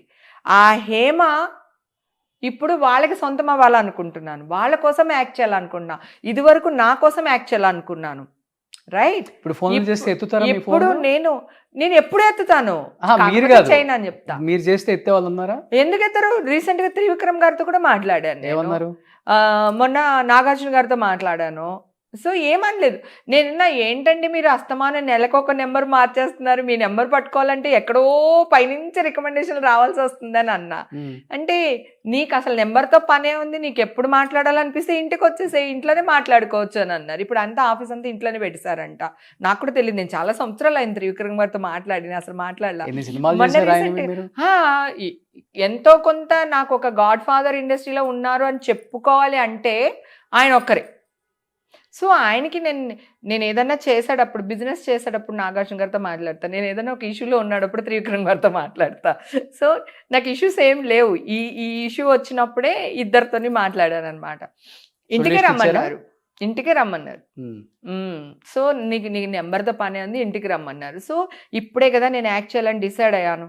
లాస్ట్ ఇయర్ డిసెంబర్లోనో నవంబర్లోనో డిసైడ్ అయ్యాను యాక్ట్ చేయాలి అని. ఇప్పుడు కొత్త సంవత్సరం వచ్చింది కదా, ఇప్పుడు మధ్యలో మదర్కి ఇలా అయిపోయింది, మళ్ళీ వెళ్దాము మాట్లాడదాము. నేను చెయ్యను, పొగరేం లేదు నాకు, చెయ్యనని కాదు, నేను వెళదాం అనేసరికి మదర్కి ఇలా అయ్యింది. సరే మళ్ళీ కొన్ని రోజులు బ్రేక్ తీసుకున్నాము. ఇప్పుడు ఇక్కడి నుంచి కొత్త సంవత్సరం పండగ వెళ్ళిపోగానే అందరినీ వెళ్ళి కలిసేసి వస్తాను. కానీ మీరు ఒకప్పుడు యాక్ట్ చేసిన హీరోలందరూ ఓన్లీ తెలుగు లేకపోతే సౌత్లో స్టార్స్, ఇప్పుడు పాన్ ఇండియా, పాన్ వరల్డ్ అయిపోయారు. ప్రభాస్, రామ్ చరణ్, జూనియర్ ఎన్టీఆర్. అవును, ఇప్పుడు హేమ గారు ప్రభాస్ కాల్ చేస్తే ప్రభాస్ లిఫ్ట్ చేసే స్థాయిలో. అంటే జనరల్ గా నా పెద్ద హీరోలతోనే నాకు టచ్ లో ఉన్నాను, కానీ చిన్న హీరోల నెంబర్స్ ఎవరి నా దగ్గర లేవు. కానీ నెంబర్లు వచ్చారా అవే? నేను వెళ్ళాలి అనుకుంటే నాకు ఎన్టీఆర్ని ఒక రోజు బాబు నాకు చూడాలనిపించింది అని చెప్పి వాళ్ళ మేనేజర్ చేత కవర్ పెట్టాను. సరే అమ్మా ఎక్కడున్నావు అన్నారు. ఇట్లా ఇంట్లో ఉన్నాను బాబు అంటే ఇమ్మీడియట్గా ఎన్టీఆర్ మా ఇంటికి వచ్చారు. సనత్ నగర్ సారీ ఇక్కడ మాదాపూర్ పోలీస్ స్టేషన్ ఆపోజిట్లో ఉంది కదా, నువ్వు వచ్చావు చూడు, ఆ ఇంటికి వచ్చారు ఎన్టీఆర్. అమ్మ చెప్పు ఎలా ఉన్నావు ఏంటమ్మా అది ఇది అని మాట్లాడారు. సో నాకు నా హీరోలకి నేను కౌరు పెడితే చాలు, నన్ను చూడడానికి నన్ను రమ్మంటారు, వాళ్ళన్నా వస్తారు. నాకు అసలు అలాంటి డోకలు ఏమీ లేవు. మొన్న కూడా రీసెంట్గా రాఘవేంద్ర గారు ఫోన్ చేశారు, ఏంటి అమ్మాయి ఐస్ బాత్ అంట అదంట, అసలు సాధించావు, నిలబడ్డావు, నీ అంత అమ్మాయిని నేను చూడలేదు, అసలు ఎక్కడ రాజోలు అంటే ఊరాదు, డిపమైన్ అని ఒక హార్మోన్ గురించి మాట్లాడుతున్నావు నువ్వు, ఈ ఐస్ బాత్ లో డోపమైన్ అనే హార్మోన్ ఏదైతే ఉందో దాని గురించి మాట్లాడినా. నేను దాన్ని నాకు ప్రొనౌన్సియేషన్ ఏదైనా రాలేదనుకో నేను సిగ్గుపడను, ఇమ్మీడియట్ గా నేను ఏం చేస్తాను హ్యాపీ హార్మోన్ అని కూడా అంటారు దాన్ని. సో నాకు ఇది రాకపోతే అది మాట్లాడేస్తాను. అసలు అలా ఎలా మాట్లాడగలుగుతున్నావు నువ్వు, ఇంత ఎలా చేయగలుగుతున్నావు నువ్వు, చాలా ప్రౌడ్ మూమెంట్, నాకు చాలా హ్యాపీగా ఉంది. కంగ్రాచులేషన్ చెప్పారు మొన్న మన కేసు క్వాష్ అయిపోయిందని. ప్రభాస్ గారు వాళ్ళ కజిన్ మాకు బాగా క్లోజ్ అన్నమాట. నేను ఎప్పుడైనా కావాలనుకుంటే ఇమ్మీడియట్ గా వెళ్ళగలుగుతా. నాకు ఇండస్ట్రీ అబ్బా, నా అమ్మ నాన్న అక్క బావ చెల్లి శత్రువులు మిత్రులు అందరూ ఇక్కడే ఉన్నారు నాకు. సో నాకు ఇక్కడ ఇది నా అడ్డా, నేను ఎప్పుడు ఏది కావాలనుకున్నా జరుగుద్ది. సో తర్వాత వచ్చిన యంగ్ హీరోస్ ఎక్కువ బాబు బాబు అంటారు కదా మీ ఆర్టిస్టులు అందరూ? తర్వాత వచ్చిన వాళ్ళని కాదు, యాక్చువల్ గా నాగార్జున గారిని నేను బాబు అని పిలుస్తా, ఓకే, బాలయ్య బాబుని బాబు అని పిలుస్తా, మహేష్ బాబుని మహేష్ అని పిలుస్తాను, ఒక్కొక్కసారి బాబు అంటాను. కానీ ఎక్కువ మహేష్ మహి అనే పిలవడం అలవాటు, అంటే జనరల్ గా అలాగే పిలుస్తా. ఎక్కువ ఆయనతో ఎక్కువ సినిమాలు ఎక్కువ క్యారెక్టర్స్ చేశాను కదా, అందుకే అంటే ఎక్కువ రోజులు చేసేదాన్ని. అలాగే నాగశౌర్య వీళ్ళనే నాగశౌర్య అని శౌర్య అని పిలుస్తాను, ప్రభాస్ ని డార్లింగ్ అనే పిలుస్తాను. ఆయన ఎలాగా అందరినీ డార్లింగ్ అని పిలుస్తారు, నేను ప్రభాస్ ని డార్లింగ్ అని పిలుస్తాను. నాగార్జున గారిని వెంకటేష్ గారు అని పిలుస్తాను. బాబు అనేది తక్కువ, ఓన్లీ బాలయ్య బాబు నాగార్జున గారిని బాబు అని పిలుస్తా, ఇద్దరిని పిలుస్తా బాబు బాబు అని. బాలయ్య బాబు ఈషా పుట్టినప్పుడు కాల్ చేసి బాబు ఇలా పాప పుట్టింది బాబు అని చెప్పేసి అన్నాను అనమాట. అంటే ఆహా అవునా అది ఇది అన్నారు. తర్వాత 2 days తర్వాత కాల్ సడన్ గా బాబు చెప్పు బాబు అన్నా. అంటే ఇప్పుడు గోకుల్ థియేటర్ దగ్గర అన్నావు కదా అప్పుడెప్పుడు ఇల్లు, నేను గోకుల్ థియేటర్ దగ్గర నేను ఇప్పుడు ఎట్లా రావాలన్నాడు ఆయన. టెన్షన్ వచ్చేసింది నాకు, ఆయనకి ఏదో అని అడ్రస్ చెప్పేసి వెంటనే మా ఆయనకి ఫోన్ చేసి బాలయ్య బాబు వస్తున్నారు మన ఇంటికి, తొందరగా ఎక్కడున్నారు వచ్చేయండి బాబు అర్జెంట్ కానీ, ఏ కూల్ డ్రింక్లు ఏవో తీసుకుని. నేను సడన్ గా ఒక హీరో వస్తున్నారంటే ఏం చేయాలో తెలియదు కదా మనకి. అంటే అప్పుడు పాపం మా జాన్ గారు కొన్ని స్వీట్స్ అవి ఇవి తీసుకుని వస్తే పాపం ఈశాన్ ఎత్తుకుని ఉయ్యాల వేసి అసలు బ్లెస్ చేసి కొన్ని మంత్రాలు చదివేసి బ్లెస్ చేసి వెళ్ళారు.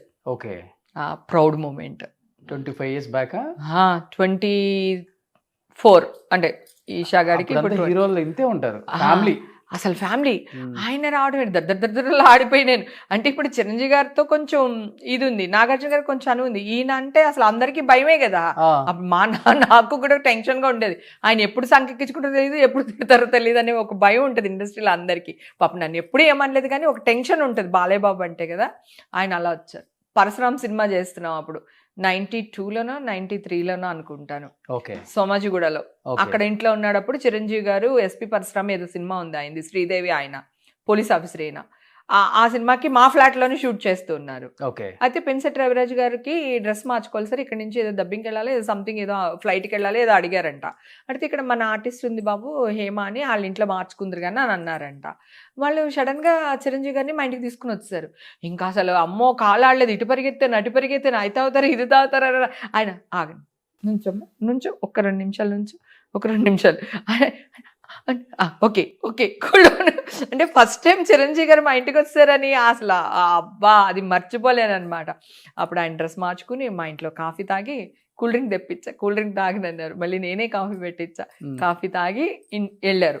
అప్పటికి ఇంకా చిరంజీవి గారితో నేను సినిమాలు చేయలేదు, చిరంజీవి గారిని చూడాలనే ఒక కోరిక. షూట్ జరిగేటప్పుడు వెళ్ళి ఆ దూరం నుంచి అసిస్టెంట్ డైరెక్టర్ పక్కన డైరెక్టర్ గారి పక్కన నుంచి చూసేదాన్ని, కానీ దగ్గరికి వెళ్ళి ఈ అమ్మాయి ఇలా అని పరిచయం చేసే అంత కాదు. అప్పటికే క్షణక్షణం అయింది అంతే, నాకు రిలీజ్ అయింది, 2-3 సినిమాలు చేస్తున్నాను. అంత పెద్దగా నన్ను తీసుకెళ్లి పరిచయం చేసే అంత ఆర్టిస్ట్ ని కూడా కాదు చిరంజీవి గారికి. అలాంటిది చిరంజీవి గారు మా ఇంటికి వచ్చేసారంటే అలా టెన్షన్ పడిపోయాను. కానీ ఎన్ని మెమరబుల్ మూమెంట్స్ కదా. చాలా అసలు. తర్వాత స్టేట్ ఆర్ట్ గ్యాలరీలో నాగార్జున గారు షూటింగ్ చేస్తున్నారు. మా ఇల్లు స్టేట్ ఆర్ట్ గ్యాలరీ పక్కనే ఇంకొక ఇల్లు చెప్పాను కదా, ఆ ఇల్లు. ఎన్ని ఇళ్ళు ఉన్నాయి మొత్తం మీకు? 2 ఇళ్ళే. ఇది అదే. అయితే స్టేట్ ఆర్ట్ గ్యాలరీకి వెళ్ళాను నేను. వెళ్ళి బాబు ఇక్కడే మా ఇల్లు, రండి బాబు కనీసం లంచ్ కన్నా రండి బాబు అది ఇది అని అన్నా. అంటే లంచ్కి రాను కానీ ఒక 10 నిమిషాలు వస్తాను, అది ఇవాళ రాను, రేపు కూడా ఇక్కడే ఉంటాను, రేపు వస్తాను అని చెప్పారనమాట. లంచ్ టైంలోనే వస్తాను కానీ లంచ్ వద్దులే అది ఇది అని అన్నారు. సరే అని చెప్పేసి వస్తానన్నారు కదా. ఇల్లంతా సర్దేసి అసలు చంద్ర ఉండేవాడు. చంద్రని బాబు ఏం తింటారు, ఏం తాగుతారు ఇవన్నీ అడిగి నేను లైన్గా ఆయనకి 4-5 రకాలు ఆయన చెప్పాడు. 4-5 టైమ్స్ చేపల పులుసు ఇష్టం అన్నారు. తర్వాత ముద్దపప్పు, ఆవకాయ పచ్చడి, నెయ్యి, ఇలా ఏవో రసం, ఇట్లాంటివి అన్నీ చెప్పారనమాట. అన్నీ రెడీ చేసి టేబుల్ నిండా పెట్టేశాను. ఆయన కూర్చోగానే ఎందుకు నీ చేసావు, ఒకటే చేయమన్నాను కదా, అసలు లంచ్కి రానన్నాను కదా, అది ఇది అని చెప్పేసి ఇంకప్పుడే అంతే బాబు పర్లేదు ఇది కొంచెం ఇది కొంచెం ఇది కొంచెం అని చెప్పేసి కొసరు కొట్టు వడ్డించాను ఇంట్లో.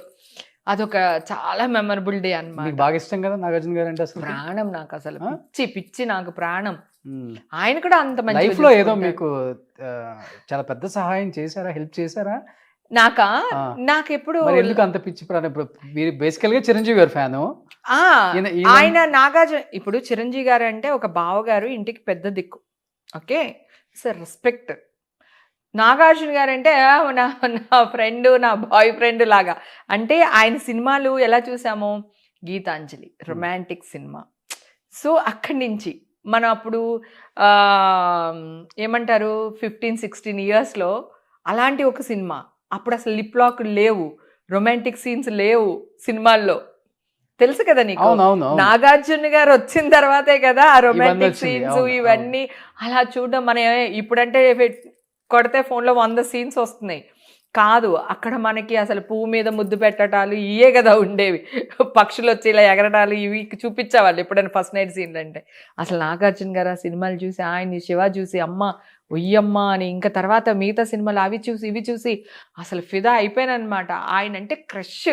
చిరంజీవి గారు అంటే ఒక రెస్పెక్ట్, ఒక ఫ్యామిలీలో నాకు పెద్ద నాగార్జున గారు నాకు క్రష్. అంటే ఎంత ఇష్టం తెలుసు, ఎప్పటి నుంచో తెలుసు. వారసుడు సినిమా చేశాను, అప్పుడు దూరం నుంచి చూసుకుని నవ్వుకునే వాళ్ళం. మా పక్కన సీన్లు జరిగేవి. నగ్మ నేను బాగా క్లోజ్గా ఉండేవాళ్ళు. మీరు అన్నారు చూడండి, నగ్మ వాష్రూమ్కి ఏమైనా వెళ్దామంటే అక్కడ అలా ఉండేవి కాదు కదా. సో నేను పట్టుకుంటే తను పట్టుకుంటే నేను, అట్లా డ్రెస్సులు మార్చుకోవడానికి అట్లకి వెళ్ళేవాళ్ళం అనమాట. సో ఇంక దానికి తెలుగు రాదు, వీళ్ళు ఏడిపించేవాళ్ళు నగ్మని. ఏదన్నా అంటే ఈ హీమా ఏమంటున్నారు వీళ్ళు అనేది. అలాగా కొంచెం పరిచయం వారసుడు సినిమాకి. తర్వాత ఒక సినిమా ఏదో చేసినాము, గొప్పింటి అల్లుడు అనుకుంటా, బాలయ్య బాబు సినిమా చేసినాము. దాంట్లో హీరోయిన్ నేను చాలా క్లోజ్ ఫ్రెండ్స్.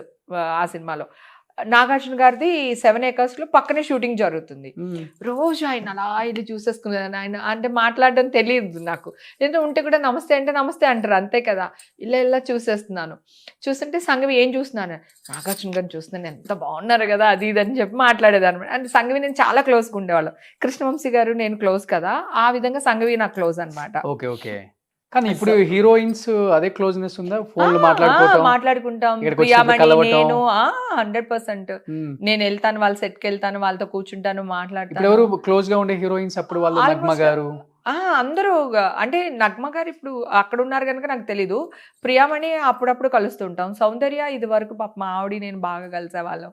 ప్రియామణి నేను కలిసేవాళ్ళం. సంఘవి నేను, వాళ్ళ అమ్మగారు అయితే ఇషాకి ఇన్ని క్రీమ్స్ తీసుకొచ్చి ఇచ్చారు. పుట్టిన 6 నెలలకో 7 నెలలకో ఆవిడ షూటింగ్ కోసం వచ్చారు. ఆవిడ ఇన్ని తీసుకొచ్చారు, ఇలా ఎండలో పెట్టు, ఇట్లా క్రీమ్ రాయి, అట్లా క్రీమ్ రాయి అని సంఘవి వాళ్ళ అమ్మగారు చెప్పారు. అందుకని సంఘవి నాకు చాలా క్లోజ్. వాళ్ళ అమ్మగారు కూడా చాలా క్లోజ్ నాకు. అప్పుడు ఎక్కడికైనా వెళ్ళాలంటే కూడా హైదరాబాద్ లో నేనే తీసుకెళ్లేదాన్ని. బాగా క్లోజ్. రోజా వాళ్ళతో నేను సినిమాలు చేయలేదు. మీనా మళ్ళీ క్లోజ్, ఆవిడతో సినిమాలు చేశాను నేను ఎక్కువ. అంటే నేను సినిమాలు చేసిన వాళ్ళతో మాత్రమే నేను కొంచెం క్లోజ్. అలా అప్పుడు తను చెప్పాను అనమాట, ఎంత బాగున్నా, నాకు ఎంత ఇష్టమో ఆయన అంటే చూస్తుంటా అంటే రా అని చెప్పి నా చేపట్టుకుంది. ఇప్పటికీ ఎక్కడికంటే అమ్మో వద్దు వద్దు వద్దు వద్దు అంటున్నాను. టెన్షన్ వచ్చేస్తుంది నాకు. లాక్కెళ్ళి తీసుకెళ్ళి నుంచోపెట్టి, ఈ పిల్లకి నువ్వంటే ఎంత ఇష్టమో తెలుసా, నిన్న అలాగే చూస్తూ కూర్చుంది నిన్ను, ఇవాళ అలాగే చూస్తూ కూర్చుంది, నువ్వంటే చాలా ఇష్టం, చాలా ప్రాణం అది ఇది అన్నారు. నాగార్జున గారికి ఇలా చూడట్లేదు, ఇలాగే వాడిని అవును సార్, మీరంటే చాలా ఇష్టం సార్. అసలు ముఖం చూసి మాట్లాడట్లేదు ఆయనతో నేను. అప్పుడు ఆయన వెళ్ళడం, పక్కన కూర్చుని మాట్లాడడం, ఏదో కాళ్ళకి గోరింద పెట్టుకున్నా ఇట్లా ఫుల్గా. నాకు ఇష్టం గోరిందాకు పెట్టుకోవడం. నాకు అది కావాలన్నారు. వెంటనే కాళ్ళు లోపల పెట్టేసాను నేను. చీర కట్టుకుంటే కదా కాళ్ళు లోపల లాగేసాను. ఎందుకంత టెన్షన్ పడుతున్నావు అలా మాట్లాడేవాళ్ళు. అంటే Okay. ఆయన అప్పుడు హెన్నా పెట్టుకునే వాళ్ళు. స్టార్టింగ్ డేస్ కదా, Okay, okay, okay. కలర్ కోసం హెన్నా పెట్టేవాళ్ళు. ఇన్ని కలర్స్ అవన్నీ లేవు కదా. సో అప్పుడు నేను రేపు తీసుకొని వచ్చి ఇస్తానండి, మా ఇంటి దగ్గర చెట్టు ఉంది, గోరింతాకు ఇది అది ఇది అని చెప్పి. కానీ అప్పుడు ఫెస్టివల్స్ కూడా బాగా చేసుకునే వాళ్ళు కదా అందరూ. బాగా చేసుకునే సంక్రాంతి కానీ సంక్రాంతి దసరా అన్ని కానీ. చాలా బాగా చేసుకునే వాళ్ళం. బాగా సంక్రాంతి బాగా ఎవరింట్లో ఎక్కువ? అంటే ఫ్రెండ్స్ ఇంట్లోనే బాగా ఎక్కువ. Hmm. అంటే మేము క్యారెక్టర్ ఆర్టిస్ట్లు కనుక అంత పెద్దగా వాళ్ళ చనువు ఉండదు. చనువు ఉండదు. కాకపోతే చిరంజీవి గారి ఇంట్లో ఎక్కువ ఫంక్షన్స్ జరిగాయి, పార్టీస్. ఏ పార్టీ heroines స్టార్ట్ అన్నా- చేసింది ఆయన చెన్నైలో. ఆయన వాళ్ళ ఇంట్లో సురేఖ గారు కూడా అంత బాగా చూసుకునేవాళ్ళు ఈ హీరోయిన్స్ ని అందరినీ కూడా. చిరంజీవి గారి ఇంట్లోనే స్టార్ట్ అయిందని వినేదాన్ని. ఇంకా హైదరాబాద్ వచ్చిన తర్వాత అడపా తడపా నేను వెళ్ళడం మొదలు పెట్టాను అనమాట. అప్పుడప్పుడు వెళ్ళడం, ఎనీ ఫంక్షన్స్ ఏది ఉన్నా కూడా పిలిచేవాళ్ళు వెళ్ళడం అట్లా జరిగినాయి.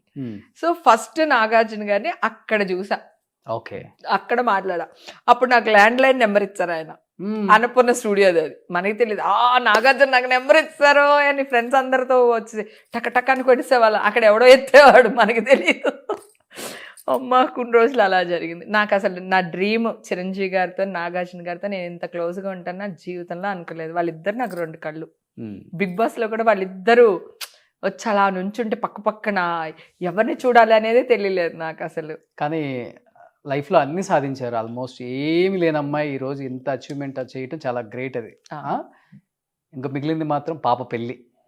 ఒక స్టార్ హీరో ఇంటికి కోడలుగా వెళ్తుందేమో స్టార్ డైరెక్టర్ హీరో ఏదో బయట డిస్కషన్ జరుగుతుంది. అయిపోయి అలాంటి నిజమా? ఏం లేదు. ఇంకా ఈషా ఇండస్ట్రీలోనే ఇద్దామన్నా లేకపోతే బయట? అలా ఏం లేదు.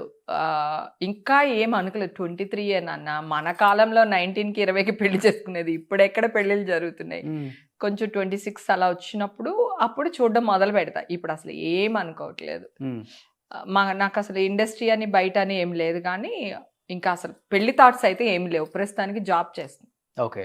తనకి బిజినెస్ చేయాలని ఉంది, కానీ నేను జాబ్ చేపిస్తున్నాను. ఎందుకంటే తనకి తెలియాలి ఎక్స్పీరియన్స్. ఒక బాస్ ఎలా తిడతాడు, పని చేపించుకుంటాడు, ఈ అమ్మాయి ఎలా పని చేయాలి, ఈ అమ్మాయి కింద ఉన్న వాళ్ళతో పని ఎలా చేపించుకోవాలి, అసలు బిజినెస్ అంటే ఏంటి, ఎంతమందితో మాట్లాడుతున్నాం, ఏ మీటింగ్ లో ఏం జరుగుతుంది, ప్లస్ మైనస్.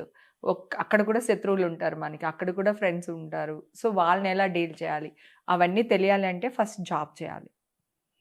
మా అమ్మాయి జాబ్ చేస్తుంది ఇప్పుడు ప్రస్తుతం. ఆటోలో వెళ్ళిపోతుంది. పొద్దున్న ఆటోలో వెళ్ళిపోతుంది, వచ్చేటప్పుడు ఆటోలో వచ్చేస్తుంది. అన్ని పనులు నేర్పిస్తున్నారు ఇంట్లో.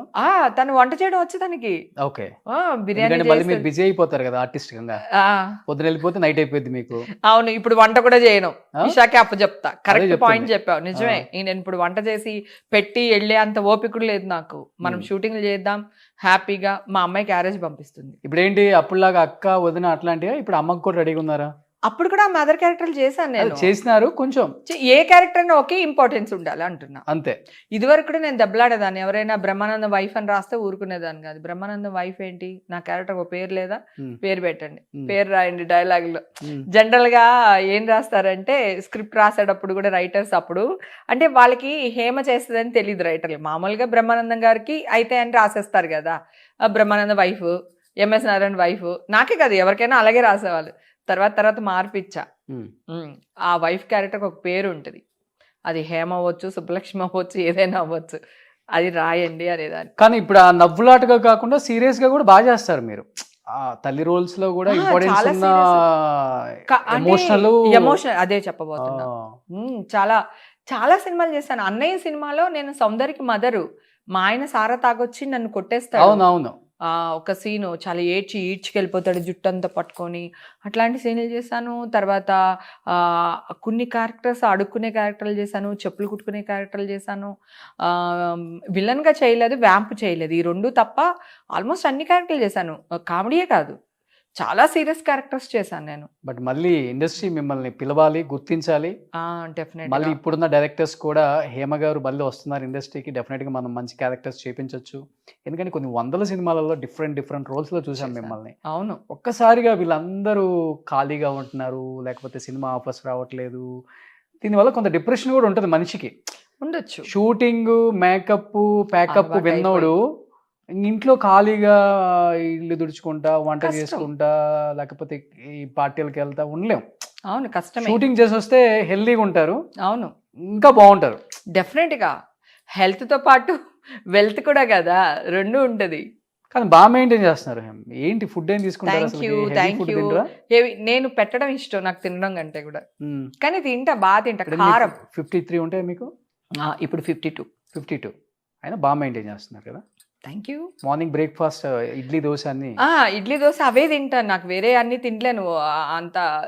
సాయంత్రం అయితే ఈ మధ్యన కొంచెం మార్చాను, ఏం లేదు, బేల్పూరి అంటాం తెలుసు కదా, అవునవును. దాంట్లోనే కొంచెం క్యారెట్ అంతా, ఒక క్యారెట్, ఒక కుకుంబర్ కట్ చేసుకుని, ఆనియన్, టమాటా ఇవన్నీ కట్ చేసుకుని, మరమరాలు అంటాం కదా మనం, బేల్ అంటే మరమరాలు వేసుకుని అట్లా కొంచెం నిమ్మకాయ పిండుకుని తిన్నా. దీనివల్ల ఏంటంటే క్యారెట్ మనకి ఐరన్, సో వాటరు కుకుంబర్లో, సో మరమరాలు వచ్చి ఫ్యాట్ కాదు మనకి, సో అందుకని అవి ఇలా. నిమ్మకాయ ఏమో Rice స్కిన్ కి తక్కువ తింటారా? మంచిది.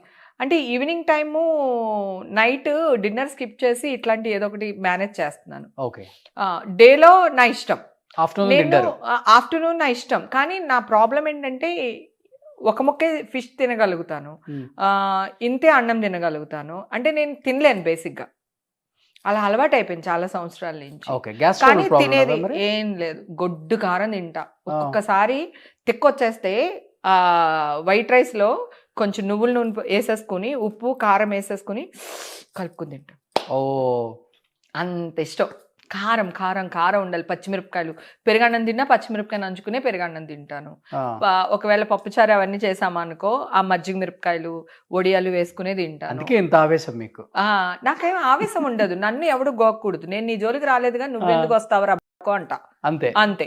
అది నేను నా పోలీస్ పాటికి- స్టేషన్కి వెళ్ళిన హిస్టరీలు ఎన్నో. ఎందుకు వెళ్తాను? నువ్వు నన్ను ఏదోటి అంటే నేను వెళ్ళి కంప్లైంట్ ఇస్తాను. ఇప్పుడు అవతల నన్ను డాష్ అంటే నేను అనలేను, సో నాకు న్యాయం కావాలి, న్యాయానికి వెళ్తా. నువ్వు నా జోలికి రాక నేను నీ జోలికి రా. బయట చూసే వాళ్ళకేమో వేరేలాగా కనపడుతుంది, ఆర్టిస్ట్ కావటాన. కాదు కదా, ఆర్టిస్ట్ కాదు. ప్రాబ్లం ఎక్కడ వచ్చిందంటే చూసే విధానంలో అదే ఉంటుంది. నేను చెప్తున్నా, అదే కదా. చూసే విధానం వాడు కనిపించాడు, వాడు కనిపించాడు. ఏం Exactly. కనిపిస్తది? ఇప్పుడు ఆల్రెడీ నన్ను ఎవడో ఒకడు పించేస్తాడు కదా, వాడు కనిపించాడు. నేను వెళ్ళింది మీడియాలో వస్తుంది, అదే నేను చేసా. నాకు ఈ మధ్య కాలంలో నేను లేడీ మెగాస్టార్ నన్ను అర్థమైపోయింది. నాకు నా మీద కొన్ని వేల ఫ్యామిలీలు బతికేస్తున్నాయి. యూనో, ఒకడు మంచిగా రాసి బతికేస్తున్నాడు, ఒకడు చెడ్డగా రాసి బతికేస్తున్నాడు. బతకడానికి నేను కూడా చాలా మాదాపూర్ మంది- పిఎస్కి వెళ్ళి హల్చల్ చాలా- చేశారు లాస్ట్ టైం ఒకసారి, అదే. వైరల్ అయింది అది. అవును, దీనికోసమే. ఎవడో మీకు రాంగ్ మెసేజ్లు పెడుతున్నాడని చెప్పి.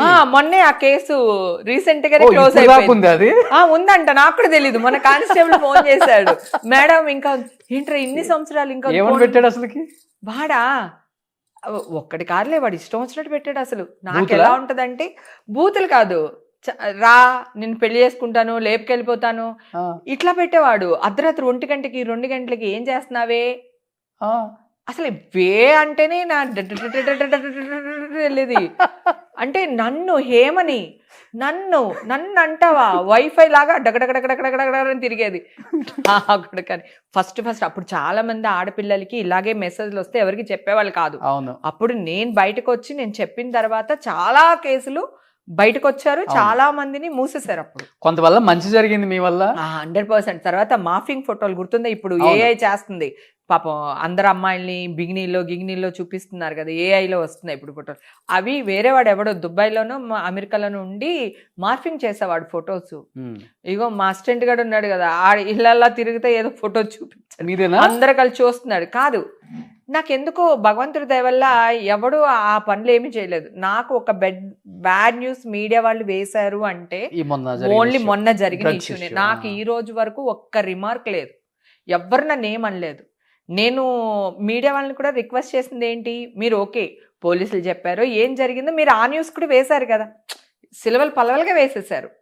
నేనేమంటాను, ఇప్పుడు కొట్టేశారు కదా, ఈ న్యూస్ కూడా వేయండి అని రిక్వెస్ట్ చేస్తున్నాను అందరినీ. ఎందుకంటే మీడియా నాకు చాలా బలం. ఈ రోజు హేమ మెగాస్టార్ చిరంజీవి అంత గొప్ప లాగా చూపిస్తున్నారంటే మీడియానే, లేకపోతే మిగతా వాళ్ళు ఎవరైనా చూపించమని చూపిస్తారా? సో నా మీద ఒక న్యూస్ వేస్తున్నాడు, అంత ఎఫర్ట్ పెడుతున్నాడు అంటే నేను ఏదో గొప్ప, నేను గొప్పదాన్ని, అందుకనే వాడు న్యూస్ వేసుకుని బతుకుతున్నాడు, రైట్? సో ఇలాగే అనుకుంటున్నాను నేను. ఇప్పుడు ప్రాబ్లం ఏంటంటే నువ్వు నన్ను గోకుతావు నాన్న, గోకినోడు నువ్వు కనపడవు. అయితే నన్ను గోకేడు కదా, కనీసం ఏదైనా క్రీమ్ అన్నా రాసుకుందాము, పుండు పడకుండా చూసుకుందాము అనుకుంటాను కదా. ఇది కనపడుతుంది మచ్చ, అదేలే ఊరంతా అది కనిపిస్తుంది. ఈ మచ్చ కనపడుతుంది. ఆడు గోకునోడు కనపట్ల, ఈ మచ్చ కనపడుతుంది. ఎందుకు? నేను ఇండస్ట్రీకి దూరంగా ఉన్నా 4 years, మీడియాకి దూరంగా ఉన్నా. నువ్వు ఎన్నోసార్లు ఇంటర్వ్యూ అడిగావు, నీకు చెప్పాను వద్దు నాన్న నేను మీడియాకి దూరంగా ఉంటున్నాను, నాకు వద్దు. ఆఫ్టర్ మా ఎలక్షన్ అవును నేను దూరంగా ఉన్నాను. కానీ ఎంత అన్యాయంగా ఒక ఆడపిల్లని ఇంత బద్నాం చేస్తారని అనుకోలేదు. ఏం జరిగినా నేను ఒక విక్టిమ్ని, ఒకవేళ అలా ఉంటే కూడా విక్టిమ్ని రోడ్డు మీద పాడేసి, వాళ్ళ ఫ్యామిలీని రోడ్డు మీద పాడేసి అలా ఉండకూడదు. సరే, కొత్త సంవత్సరంలో దేవుడు మనకి మామూలుగా ఇవ్వలేదు, కొట్టేసరి కేసు. తిరుమల తిరుపతి దేవస్థానానికి మనకి మంచి పిలుపు వచ్చింది, మంచి దర్శనం జరిగింది, వెళ్ళొచ్చాను. డెఫినెట్ గా ఆఫర్స్ వస్తాయి. ఇప్పుడు నేను ఆఫర్స్ కోసం నేనే ట్రై చేస్తాను. ఇందాక నేను చెప్పే లోపలనే నువ్వు 100 రకాలు చెప్పేసావు నువ్వు నాకు. నేను అందరి కోసం, ఇది వరకు నా కోసం నేను యాక్ట్ చేసుకున్నాను. నాకు పేరు రావాలి, నేను యాక్ట్ చేయాలి, నాకు డబ్బు రావాలి అని. ఇప్పుడు నేను యాక్ట్ చేయాలనుకున్నది నన్ను ఇష్టపడే జనాల కోసం. నేను ఫ్యాన్స్ అని చెప్పలేను. నేను వాళ్ళ ఇంట్లో ఒక అమ్మాయిని, వాళ్ళకి అక్కని, చెల్లిని, కూతుర్ని, మనవరాల్ని. సో వాళ్ళందరూ నన్ను కోరుకుంటున్నారు నువ్వు యాక్ట్ చేయాలి, నువ్వు యాక్ట్ చేయాలి అనేసి. ఆ పాజిటివ్ వాయిస్ వింటున్నాను కదా, నేను ఇప్పుడు వాళ్ళ కోసం చేయాలనుకుంటున్నాను. సో 100% యా, డెఫినెట్ గా. ఇప్పుడు నువ్వు అన్నట్టు నేను త్రివిక్రమ్ గారితో కానీ, మన సుకుమార్ గారితో కానీ అందరికీ ఫోన్లు చేసి నేనే మాట్లాడతాను. అందరితో నేను ఆల్మోస్ట్ మాట్లాడుతూనే ఉంటాను, కానీ ఎప్పుడు క్యారెక్టర్స్ అడగలేదు అని ఇప్పుడు అడుగుతా. సూపర్. నాకేం పర్లేదు. నాకు అసలు బతకడం చేతక లేదు అన్నప్పుడు గుడిమెట్ల దగ్గర అడుక్కుని కూడా తినేస్తాను నేను. నాకు అస్సలు ఏం లేదు, ఉండాలని లేదు. ఏం వరేవద్దు. 2026 మంచి సినిమాలు చేయాలి. కొత్త సంవత్సరం మీకు నిజంగా కొత్తగానే ఉండాలి. ఇంకా కొత్త డైరెక్టర్స్ వచ్చారు, కొత్త హీరోస్ వచ్చారు, అందరికి మీరు ఇష్టమై ఉంటారు డెఫినెట్ గా. ఆ హీరోకి అమ్మో, అవును, ఆ హీరోయిన్ కి బోల్డ్ క్యారెక్టర్స్ ఉంటాయి. అందులో మీరు చేస్తున్నారంటే వాళ్ళు డెఫినెట్ గా పిలుస్తారు. 2026లో కనీసం ఒక డజన్ సినిమాలతో మళ్ళీ మిమ్మల్ని చూడాలని మనస్ఫూర్తిగా కోరుకుంటున్నాను. ఈ సంక్రాంతి వన్స్ అగైన్ సంక్రాంతి శుభాకాంక్షలు మీకు, మీ కుటుంబ సభ్యులకి అండ్ అందరూ తెలుగు ప్రేక్షకులు అందరికి కూడా. హేమ గారిని ఇన్ని సంవత్సరాలు ఎన్నో క్యారెక్టర్స్లో చూసి మనందరం ఎంతో ఎంజాయ్ చేసాం, నవ్వుకున్నాం. బట్ కొన్నిసార్లు ఆమె జీవితంలో కూడా కొన్ని చూసి నవ్వుకోవాల్సిన స్థాయికి రావాల్సి వచ్చిందంటే ఆమె వల్ల కాదు, కొన్ని కారణాల వల్ల. అది కూడా తొలగిపోయింది.